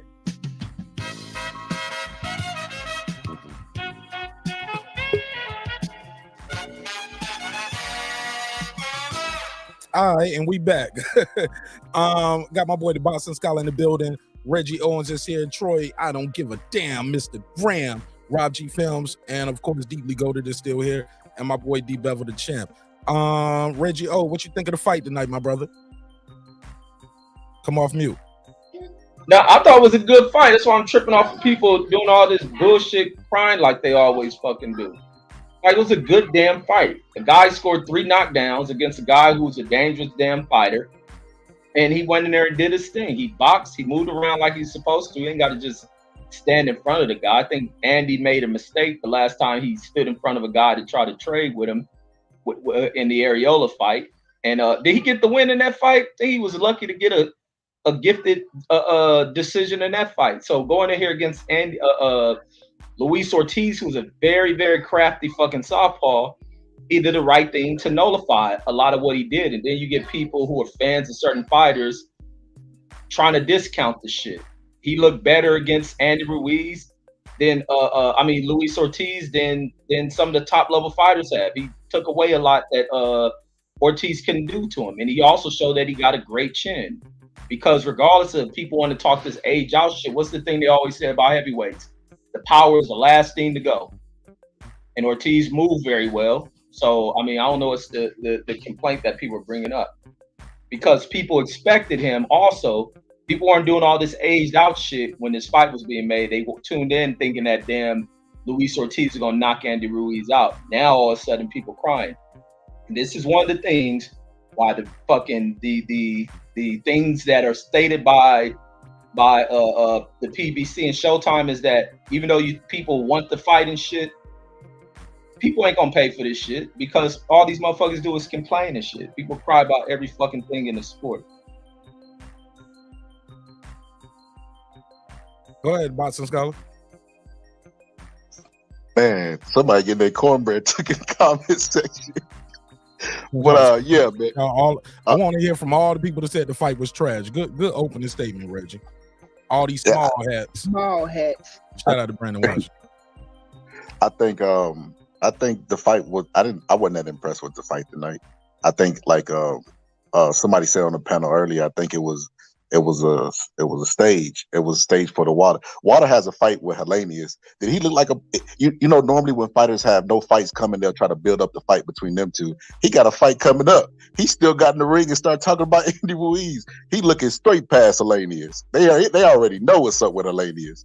But yeah, I think they were trying to feed Water food, man. Like I think Andy Ruiz goes to sleep. I know Andy Ruiz goes to sleep. He cannot fight the same way he fought Ortiz. Ortiz, MarqNash made a point a while ago, and it was a good point. He said it was what Ortiz didn't do. If the Ortiz that fought Charles Martin would have fought Ruiz and I think he would have stopped him. That's just my personal opinion. I think the age just caught up to him, and I think the punch wasn't there tonight. He looked at the end of the fight with that swollen eye. He just looked like an old ass man. Like the age just finally caught up to Ortiz.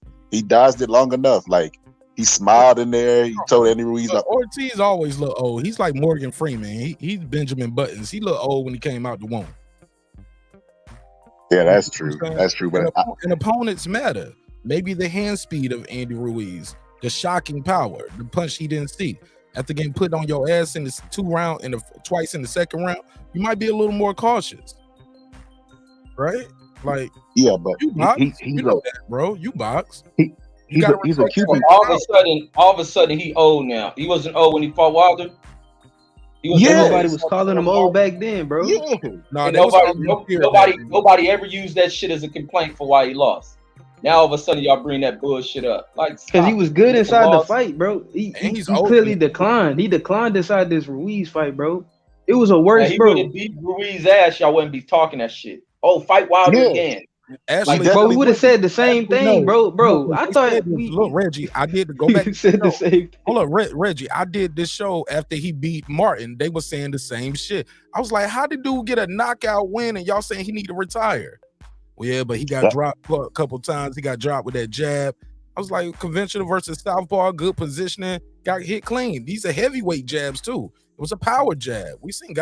I saw Banana shivering and shaking on the pavement from a touch jab to the body versus Charlo. Nobody said, oh, he need to retire punch resistance. They just praised Charlo for a good performance. Like boxing fans, worst fans in all sports, bro. I promise, yo. Worst fans. But to be fair, that wasn't me though, Mark. I didn't go to the show. All y'all. No, I wasn't even. Go for y'all. You, DBevill, Deeply Goated, Troy. I don't give a damn Graham. All of you. No, bro, I didn't even say the fight was trash, bro. I didn't even say the fight was trash. I'm going at all of y'all. No, I definitely didn't say Ortiz was trash when he fought Charles Martin. I would have never said. He looked impressive in that fight to me, even though he got knocked down. I think it was just the angle thing. He looked impressive in that fight, but now you talking about he old. Man, you don't knock it off, bro. And that fight was this year. It was the same. Reggie, so you have a biological age and you have a ring age. Those are two different things. If you get in the ring and you look like trash, they're gonna ask you to retire. It's not unheard of in the sport of boxing. Muhammad Ali got in there and looked like trash at some point down the line. Larry Holmes. That was the only time I thought. No. Exactly. Y'all only looking at the end result. Y'all not taking the whole fight into Muhammad Ali was showing that old shit way before that. But you just said he looked impressive versus Charles Martin, which was his last fight. But now he loses to Luis Ortiz. He's old. And yes, his age is caught up to him in the ring. The same thing with Bernard Hopkins. Bernard Hopkins looked impressive until he got his ass knocked out the ring. You have a biological age and you have a ring age. No, sometimes I think you can be old and facing opponents that still don't match you at age, and you get in here with a guy who Andy Ruiz is more skilled than people think he is. People look at the physique and be like, this fat motherfucker, and then they'd be disappointed when he defeats someone. Like, the nigga won the fight, and he may fight Deontay Wilder. He will fight Deontay Wilder, but he did win the fight. Wilder got a fight. It was still an old Ortiz. And to be honest, if y'all want to keep shit funky, he shouldn't been in the ring calling for this fight. Let's go. Now all of a sudden you looking past your damn opponent. I mean, but people are very fanboyish. Anybody else did some shit like that, it'd be an issue. Oh, this nigga fucking up, looking through his opponent already. Yep. Hey, look, Rob G was saying that. Damn, I hate Rob G jumped off. We was calling the fight. We was watching it on the members only live, Reg, and Rob G was like, man, Wilder should get in the ring. And as I'm saying what you just said, I was like, shit, he got a fight ahead of himself. He need to be focused on that. This might be bad luck. I don't know. You know, these boxers be superstitious. You know what I'm saying? I was like, I don't know, son. That you need to focus on his opponent. If anything, you could stand up in your seat. As I'm saying that, they was like, he's standing up in the seat. He's walking towards the ring. I was like, oh shit. Rob G was like, HLD was telling Rob G, man, you called that shit. I was like, you showed it. I didn't see that coming. I don't know what do you guys think of that? Y'all thought it was good for Wilder to jump in the ring? Also, we're gonna talk about these matter of fact, I'm gonna let the man himself say it because he just pulled back up. Rob G, talk to me. Rob G 1212. Okay, he's trying to fix his audio. Deeply goated, I think, or was that DBevill the champ? Go ahead, DBevill. No, that was me. Oh, go ahead, Deeply goated. Go ahead. I'll go after you. All right. Bro, I predicted that it actually happening, bro. I'm saying to myself, I'm like, damn, I think Wilder gonna get in the ring, and he did, bro. And to me, honestly, I don't have no criticism for it. I mean, yeah, he looking past Hellenius, yeah, he ain't fighting Hellenius yet, bro. But bro, you see that stadium, bro? That shit was packed, bro. Ruiz had the fans out there, bro. It was just too big a moment to just pass up, bro. He had to get in the ring and stay something, bro. Too many fans, too many lights. I felt like he did the right move by like promoting that fight, and now people gonna be excited to see Wilder versus Ruiz. Even more after the Hellenius fight. Yeah, I agree. You know, we all know Hellenius is a stepping stone. We all know boxing is boxing. We all know the fight they want to make, which is Wilder Ruiz. Yeah, there's no titles involved, but Hellenius is a former sparring partner. We saw Hellenius versus Kawanaki, flat-footed. You know, output really isn't that great. He's not a skilled boxer like Fury, so he's food for Wilder. You know what I mean? So that was the right thing to do because we know the fight they're gonna make, you know, early next year. That's why it happened. You know. Go ahead, pass it around. Rob G, you back? All right, we'll come back to him. Reg, you want to reply to anything? Because these motherfuckers hate everything, like everything, bro. Like you get knockdowns, you get suspense, you get a guy getting hurt over here, the other guy is winning rounds. He might pull this shit off. Like it's back and forth action. It was lull in the action. Only like it was times where I thought I thought the punch selection too for Ortiz was very basic. I thought his punch selection could have been a lot better, and I think that I thought he could have tried to work the body more. Deeply Goated told me every time he went to the body, he was getting knocked out with it, and it was grazing. He said he was getting dropped, and then he said it was grazing shots. Man, he was hitting. Reggie, do you agree those shots was flush that Ruiz was catching him with? Or did he folded? That motherfucker dropped as soon as the punch hit him. Even in the clinch, that punch was hard. Like these massive ass dudes, man. He's hit with big shots, and he was able to get back up from that shit. Hey, Boston Scholar, you got 2 accounts open up here. Which one? Okay, there we go. Go ahead, Boston Scholar. You trying to jump in? Rob G, you trying to jump in? Let me know. Just get in. Okay, Rob. Yeah, a lot of people keep dropping off, and y'all try to stay on the panel, man. Yeah, I'm gonna fuck around and get tricked with a troll. Y'all keep dropping off like that. I don't know what's going on. Is it like when you type in the chat, it kicks you off or something, Boston Scholar? Is that what's going on? Unmute your mic. Yeah, y'all confusing me tonight. Y'all jumping in and jumping out. I don't know what's going on. Let me make sure. Yeah, it's official. All right, we're passing around. Troy Graham, deeply goated, DBevill the champ, Reggie Owens is with me. I don't know what's going on with the Boxing Scholar and Rob G. Their audio been tripping. Oh, I'm just gonna let Boxing Scholar know that I replied to him and all. Then I'll go back on mute. Okay, yo, so y'all got this whole other little war going on in the chat. I'm seeing that now too. And clips going back and forth with Terminator 21. Yo, y'all, these motherfuckers, clips and Terminator argued about Trojan Wars and Greek history and shit. Hey, look, man, that's what I'm saying, Reggie. Like, this is why boxing is declining. Now, you had some great fights tonight, right? And we had an upset. We had a great knockout. Hey, look, what you think about the referee telling old boy in the corner when he stopped the fight? Told Reyes, he said, I'm not gonna let you get embarrassed out here. He didn't talk about protecting him and saving him and make sure I can't let you die in here, or guy. He said, I ain't gonna let you get embarrassed in here. What you think of that? Bro, he was giving my bad. Go ahead, Reg. The ref saying that, damn. You didn't hear it. No, I'm trying to think what I think of. I don't know if I think nothing of it, but I think he needed to stop that shit. I know Royal is on this kind of a climb, and there's a lot built behind him.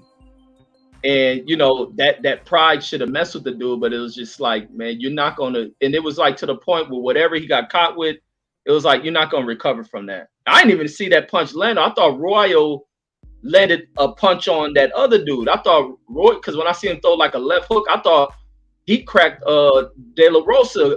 No, what's the name? Santos. I thought he cracked Santos, and I see him wobbling and shit. And then I'm like, damn, how the hell he get hurt? And he was never recovering from that shit. And then old dude was just on his head. But he was jacked up, man. It was like he had to stop him. Because even before Santos, I mean not Santos, but Venezuela hurt Santos. Santos was on Venezuela's ass in that second round. He was waxing him. He just got caught with something, and it was bad. It looked bad. But I don't know if there's something. If I'm against him saying something, I'm against Jack Reese letting that other dude fight fucking Cruz to get down there his head decapitated. But saying that, I don't know. I don't know if I got anything against it unless I can hear y'all come up with a better point. All right, go ahead. Pass it around. I'll be honest. I only watched the main event, yo. Fair enough. Go ahead, deeply goated.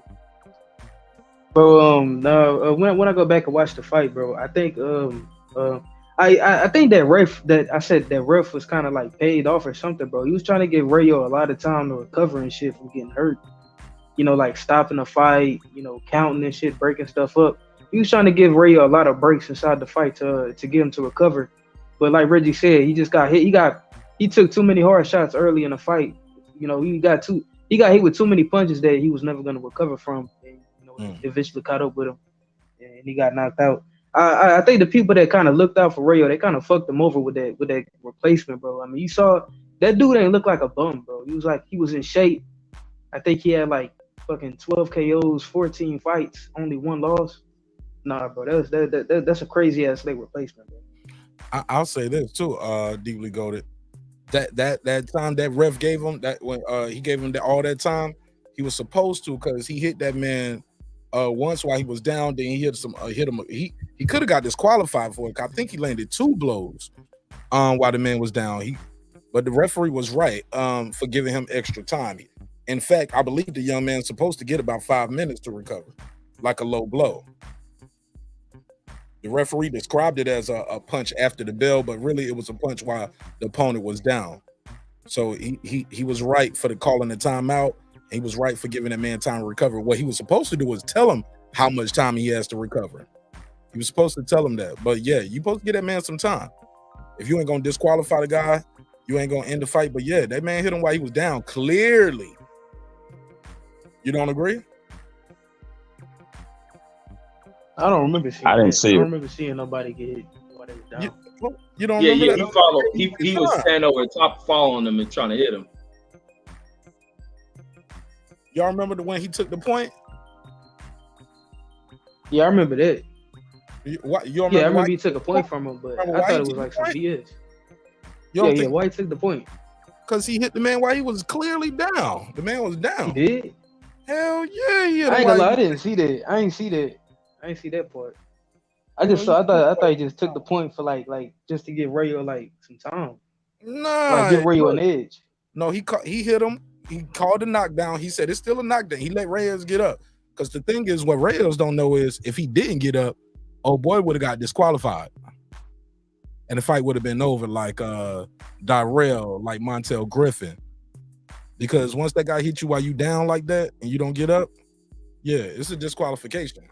But he was able to get up and he got time to continue. He was supposed to tell him, hey, you have 5 minutes to recover. Hey, Mark, Rob said drop that link when you get a chance. It's pinned at the top. Oh, for sure. It's pinned at the top. Just scroll all the way to the top. But yeah, Red, you saw it.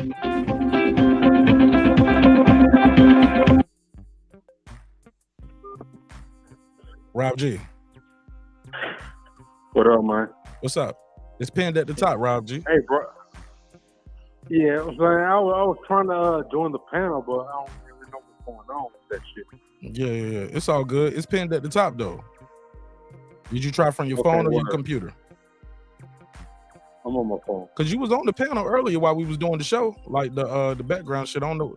However you was on earlier, try to do that again. I was on the phone and the computer, man. All right, well try it again, but it worked though. It definitely works because you was up here while we was calling the fight earlier. All right, bro. All right. All right, go ahead. Go. What was y'all saying? I was gonna say that, I tell you what I like about Wilder being back.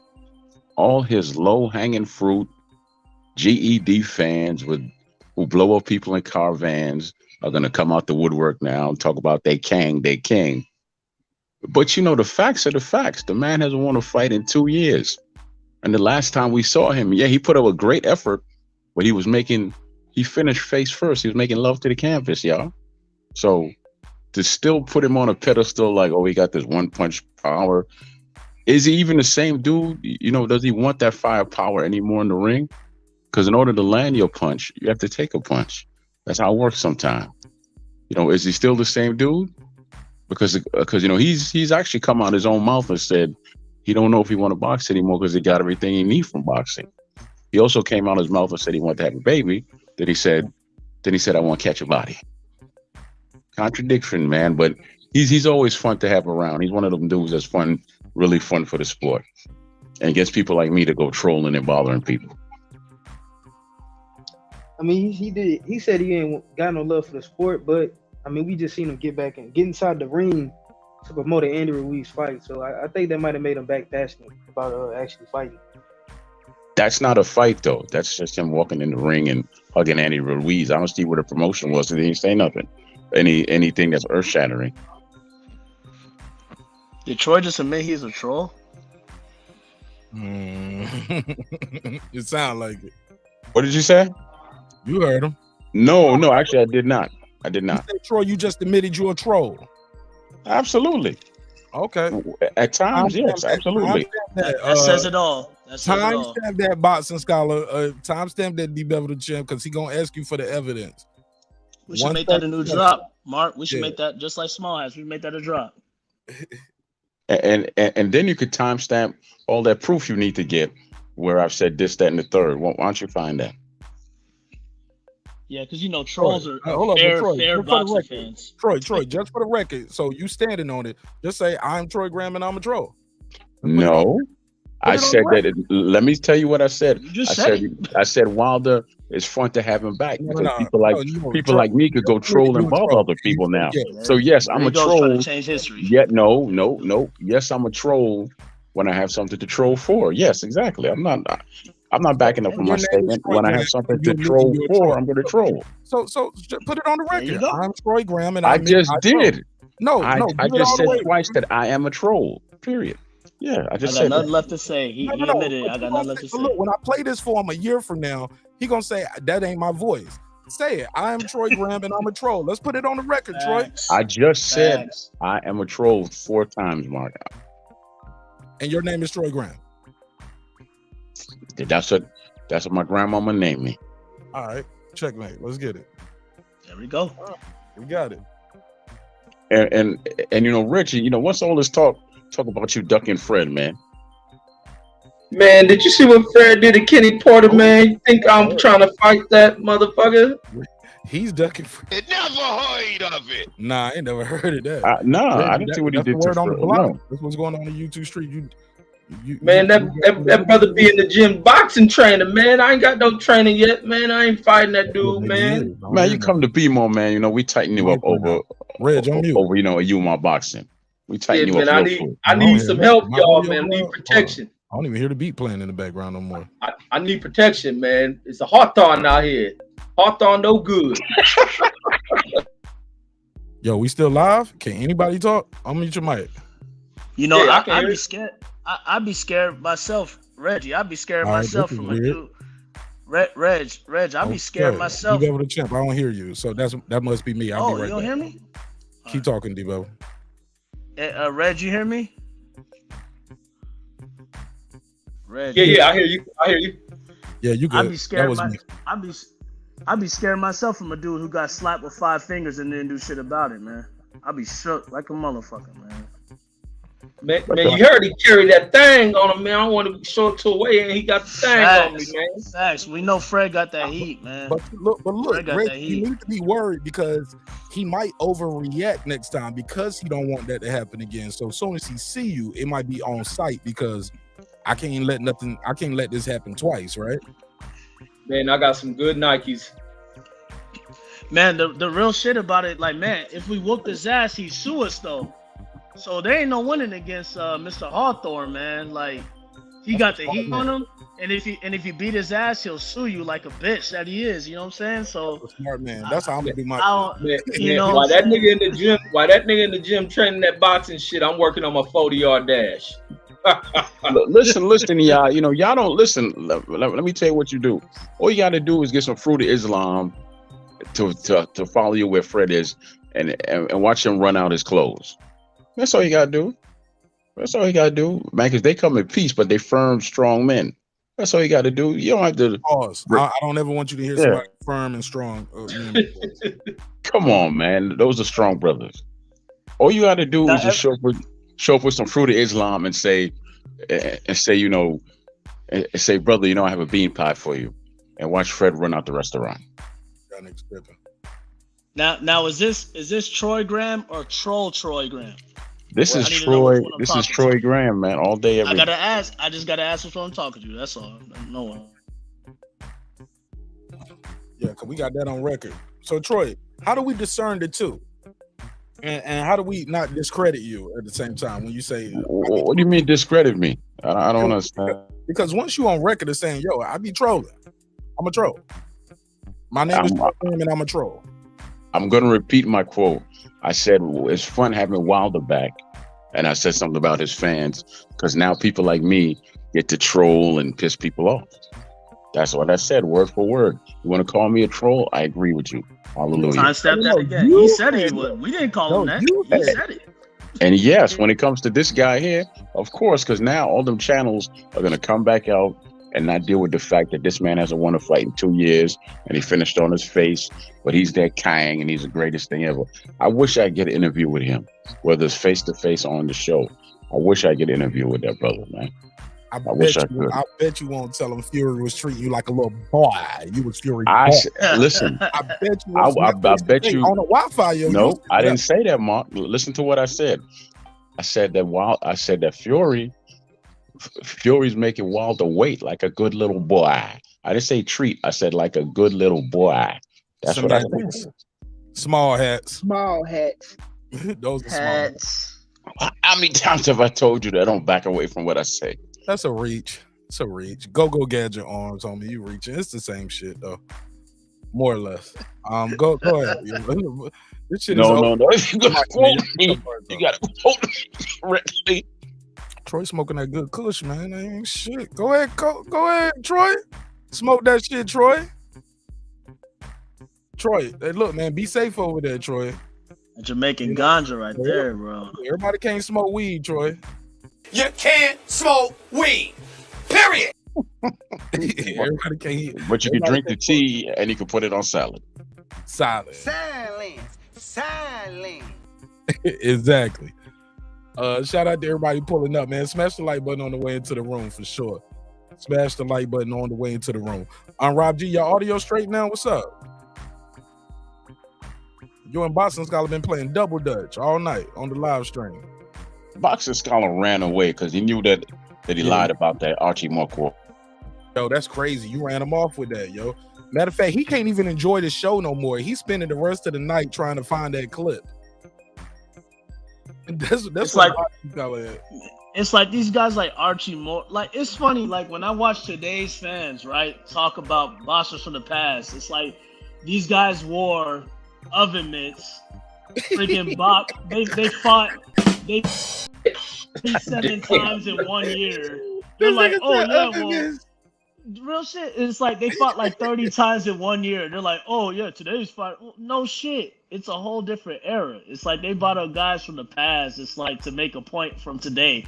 You can't make a point for today. Today's fighter, the most they will fight is 2 times, maybe 3 times a year. Like Andy said, I want to fight 3-4 times a year. He'll get 2 out of that. He'll probably fight twice. Because Not if we pay $80 a fight. Of course, you want to fight 4 times a year. Oh. You get pay-per-view. Now, Mark, $80 a fight. I would too. Facts. Now, Mark. Now you know you're talking to DBevill, Mark. DBevill don't pay $80. I'll leave it at that. you know, DBevill pays free $99 until DBevill sees what he wants to see. You get what I'm saying? They could pull the little finesse game on these other clowns, but they'll never finesse me. Because I got the worst finesse in the history of boxing, which was Mayweather-Pacquiao, and it won't happen to me again. I'll never be that hole in the street corner no more. Oh shit! Damn, that nigga said he a hole. Man, don't. And that's what it is. Yeah, Wayne Brady's money, DBevill. Do you have Wayne Brady's money? Is that Troll Troy or Troy Grant? Small hats. Where's my boy Brandon at? Damn it. Brandon Washington probably sleep, man. I hit him up. He probably sleep. The big fish. Right, the big fish. What's up, Boston Scholar? How you feel? What's the deal? You bet. You ain't got to spend like looking up that Archie Moore quote and clip, man. Enjoy the show. Kick it. Man, Mark, you try to. I think you try to put a battery in my back because you about to, bro. Troy finna get flamed, man. Go ahead and flame me, man. I've been waiting here for over an hour for you to cook me, man. Come on. Get in. All I hear is talk, but you ain't putting no pot on the stove. You ain't turning on no heat. So stop. Stop all your lip service. And Troy, hey, stop all the lip service. Hey, Troy, you interviewed James Tony. You didn't even know who Bill Pops Miller was, bro. That's another lie right there. That is another lie right there. I knew if I put this quote in the chat that he was going to change his Notice how he changed the subject from Archie Moore to my interview with James Toney. Of course I knew who his trainer was. Why are you now switching the subject matter instead of sticking to Archie Moore and the comment you made? Let's go. Free smoke. Yeah, we talked about this off air, and I asked you who Bill Pops Miller was, and you did not know, sir. So stop. That is another lie. So anyway, I knew who his trainer was. Of course, I knew who his trainer was. Cut it out. So anyway, I put the Archie Moore quote in the chat, and I put the timestamp for y'all to watch. He never said that he didn't have the punch resistance to take this man's punch. He never said that.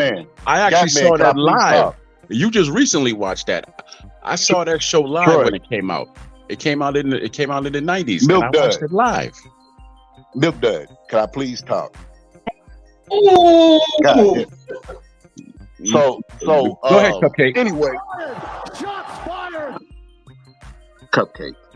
Troy, how many That's people because you're sweet and you got a creamy middle, Bama.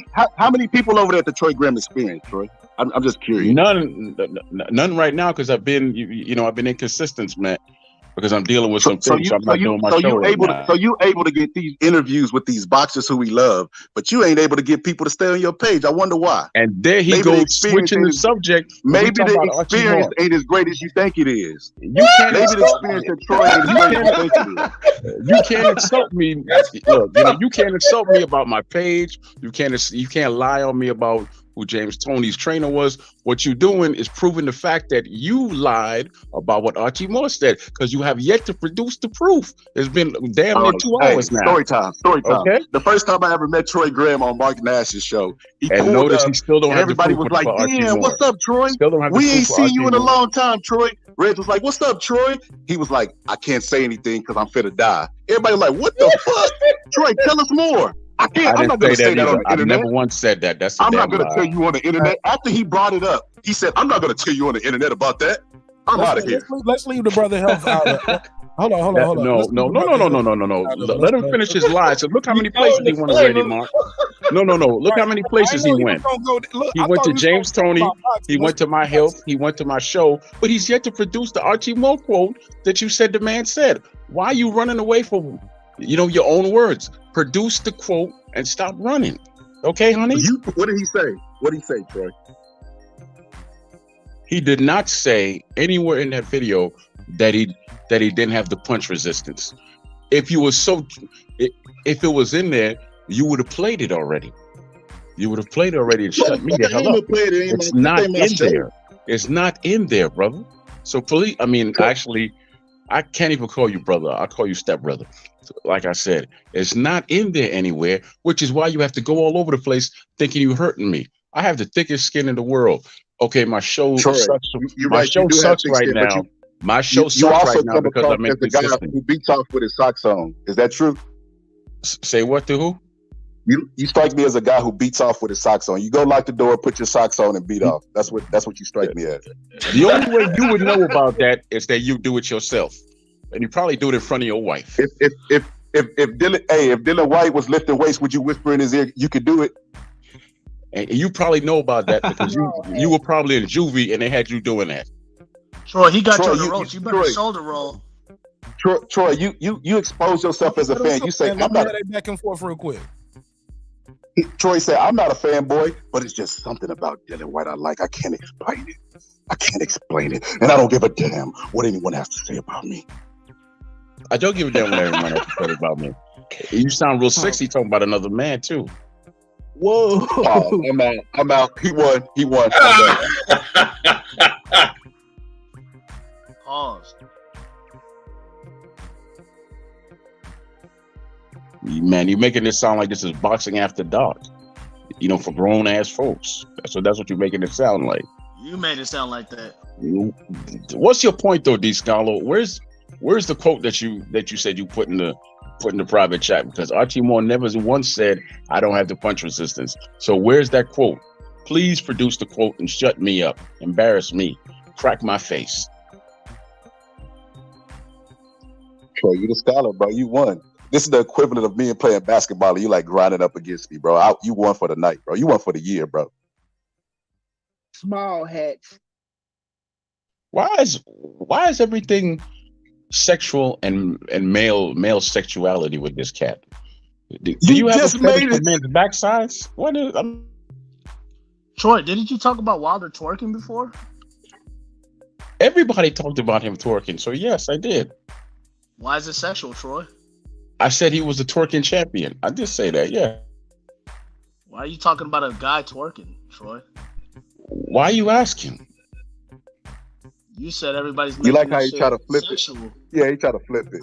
I'm just asking a question, Troy. This is what you do. No. But why are you bringing it up now when that's not part of the subject matter that we're discussing right now? It wasn't a part of the subject matter. You just said, why did everybody bring up stuff sexual? You talk about a guy twerking. Okay, D, listen to me. All I wanted Boxing Scholar to do was to produce the quote where Archie Moore said, "I don't have any punch resistance for this guy right here." He can't produce it because it doesn't exist. Okay? Boxing Scholar, what you got to understand, while you were gone, you got to ask Troy, is this Troy Graham or Troy Graham? Because he's a troll, bro. Troy Graham's only one person, man. There's only one person. I don't have a secret identity, okay? But I'm just asking questions, man. Oh yeah. And Boxing Scholar, I want you to get with Market, and I want you to produce where I said that I'm gonna die. So that's two things you have to produce.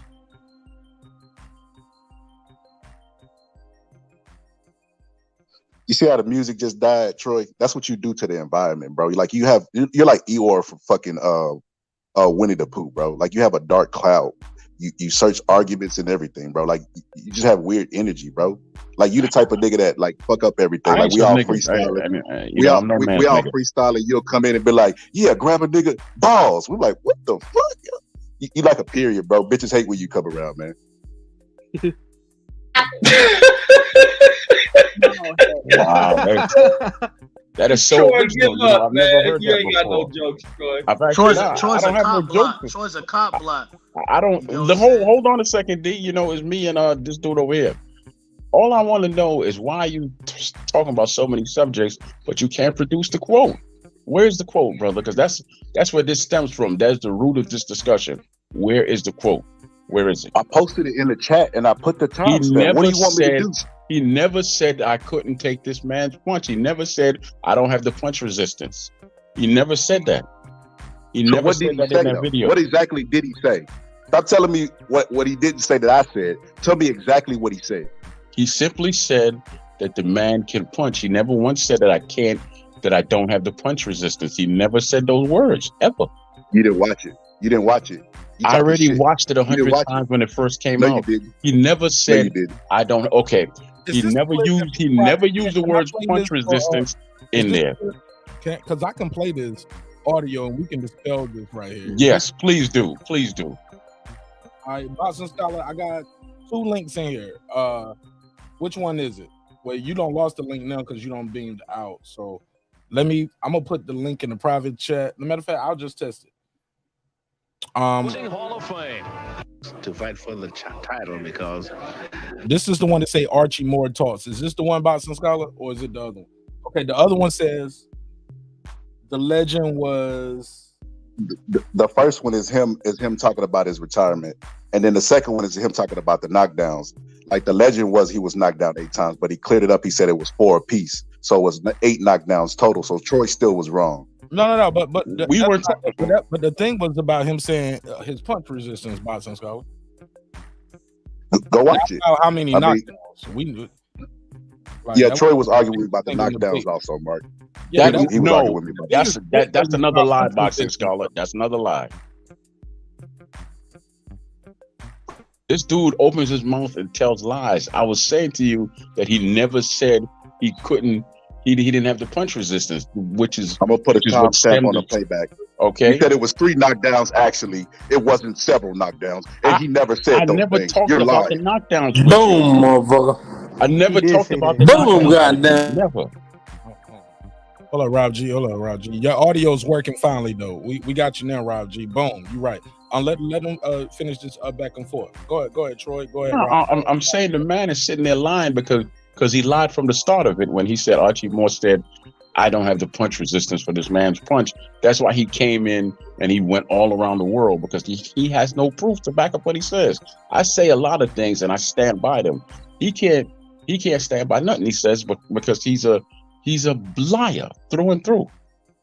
You know what's hilarious about that statement, Troy? How many prediction videos you got on your page that you stand by? Because that takes balls. And there he goes with something else instead of dealing with the root all right. conversation. I'm just addressing the character shit you just try to display. I already know my character. I don't, dudes like you can't tell me about me because you don't know me. Okay? And we had this discussion before, boy. Damn, man. Don't he sound like Russian? Shit. Oh shit. What the fuck, man? What other black man would call another black man boy? That's what I'm saying, man. God. Rob G, let them cook. Man, Rob G, let them do that back and forth real quick. I'm enjoying this. I think people need to hear this. They need to clear the air. Let them clear the air, Rob G. I ain't even saying nothing. So if I ain't saying nothing, please don't you cut them off. Hey, Troy, how you you say feel about that, Troy? Why he got to be a boy, Troy? I don't know because he was born a boy, right? He was born a male, right? He was born a male, right? You didn't call him male. You called him a boy, and you old enough, Troy. You over 50. Right. Because boys have to lie when they can't produce the truth, and all this man has been up here was just lying. So that's a boy trait. I don't care how old you are. That's what boys and cowards do. You mean like So- saying you don't follow the sport and then telling everything about the sport that you don't supposedly follow? You mean lying like that? First and foremost, I don't have to follow the sport to actually know the sport because I've been studying the sport since 15 years old. You've So I been don't- studying the sport. You the one. Anthony Joshua came to you You in the a one dream. that get your information from this dude So here. Dylan White, Anthony Joshua, Rummy's the Corner. current fighters came You to the you one in a that dream. get your That's how you. information from this show here that's on YouTube. I'm the one that's been in the gyms and I've gathered information over a 30-year period. You just simply click on somebody else's show and use the information and say, I know this and I know that, when you don't really know your ass from your elbow when it comes to boxing. If we would sit down and have a real boxing conversation, no. If we would sit down and have a real conversation instead of all this nonsense here, I would take you to school, strip you naked, and leave you in the dirt face down. Why you making shit sexual again, Troy? Why your mind always end up there, Troy? Why we having a regular conversation, but my voice is sexy? Now you want to strip me naked? I see I know what this is, Troy. I see what this is. Everybody on the panel see what this is. You got them green eyes, boxing scholar. Troy, you can't Maybe that control voice yourself. thing means something else. Hey, we ain't worry about the motherfucking eyes, man. Unless Troy is. Troy wipes the sweat off of boxers in the boxing gym. Leonard Ellaby does that. You're the towel boy. Hey, he just stands outside the bathroom and says, "Good job, good job." Towel boy Troy. I tell you what. Instead of running your mouth, why don't you put me to the test? I could actually start a live. We'll talk in private. I'll start a live and we'll have an actual boxing Troy needs conversation. tests. Let me Troy finish, needs D, evidence. please. Y'all here now. Let me Get it finish. off. Let me finish. Hats. No, Get it Mark. off No. now. I'm trying to be respectful. What I'm saying to him is, you have a battery in your back right now. Keep that same energy. You could do it. You could do it on my platform or whatever. And also, right, we'll have a real boxing We'll never do that conversation again, Troy, and 'cause no last time internet. I did that. No, last And no time we did internet that- whatsoever. Okay, Troy, you last can't use time the we did internet. that, You when we can't use the internet the show, to actually look up anything. Yeah, nah, we ain't gonna do that because that was a setup last time. Last time we did that was sending Brandon Washington over there, and you titled the episode calling him a stalker. Like you started off He is a damn stalker. Yeah, but you started off on uneven grounds. You was like Troy Graham confronts or checks his stalker. Brandon, what? Like, come on, Yeah. Troy. You started So? off on uneven ground. That's so. Nah, that ain't no uneven ground. The dude is a stalker. Everywhere I go, the dude is right there, opening his mouth. Y'all in the same boxing communities. I don't see him on our top fucking with you. So that's false. That's not everywhere you go. That's not a boxing show, Mark. No. You didn't say boxing show. You said everywhere you go. You just said out your own mouth we in the same boxing said community. everywhere you go. You just said we in the same boxing community. I talk it's not a boxing show. Right. No, I said that because you said everywhere you go, you see him. Everywhere I go, it's got to do with And I said boxing. you guys are in several. I'm not backing away from Y'all in a lot anything of- I've done or said. I'm sorry. I'm just not gonna back away from it. I stand on it. Troy, so I gotta come to your channel to monetize it, so two people, your cousin and your son, can watch. Mine it is in the not comment monetized. section and First say and that you foremost, you win in the debate. Channel's not monetized yet, brother. I'm gonna stop, man. I'm gonna leave it at that, man. I heard that cough. That didn't sound that good. Shut up I'm with gonna that. leave it at that. Shut the hell up with that. That's the stuff that I hate about y'all. I should have never put that information out because it's What you scumbags mean and niggas? bastards like. Let me finish. It's scumbags and bastards like y'all that like to take people's pain and throw it back in their face and think it's funny. I will be shoveling grave on your. I'll be shoveling dirt on your grave, and holding your mama hand at your funeral long before you hold my hand. Okay, long before you hold mine. Mark, I gotta say this. Please don't mute me. This man showed up to our chats. Showed up to your stream. Don't cut me off when I say this, Troy. Talking about he was sick. We went to his page, showed him love, saying, "Brother, I hope you get better." Blah blah blah blah blah blah blah. This motherfucker showed up like 3 weeks later on everybody else's stream.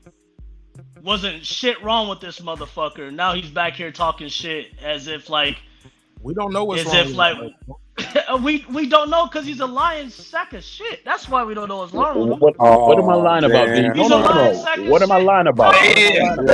Shut up. Outta What am I here. lying about? What am I lying about? You fraud. What am I lying about? You frauded. What am I lying You about? frauded.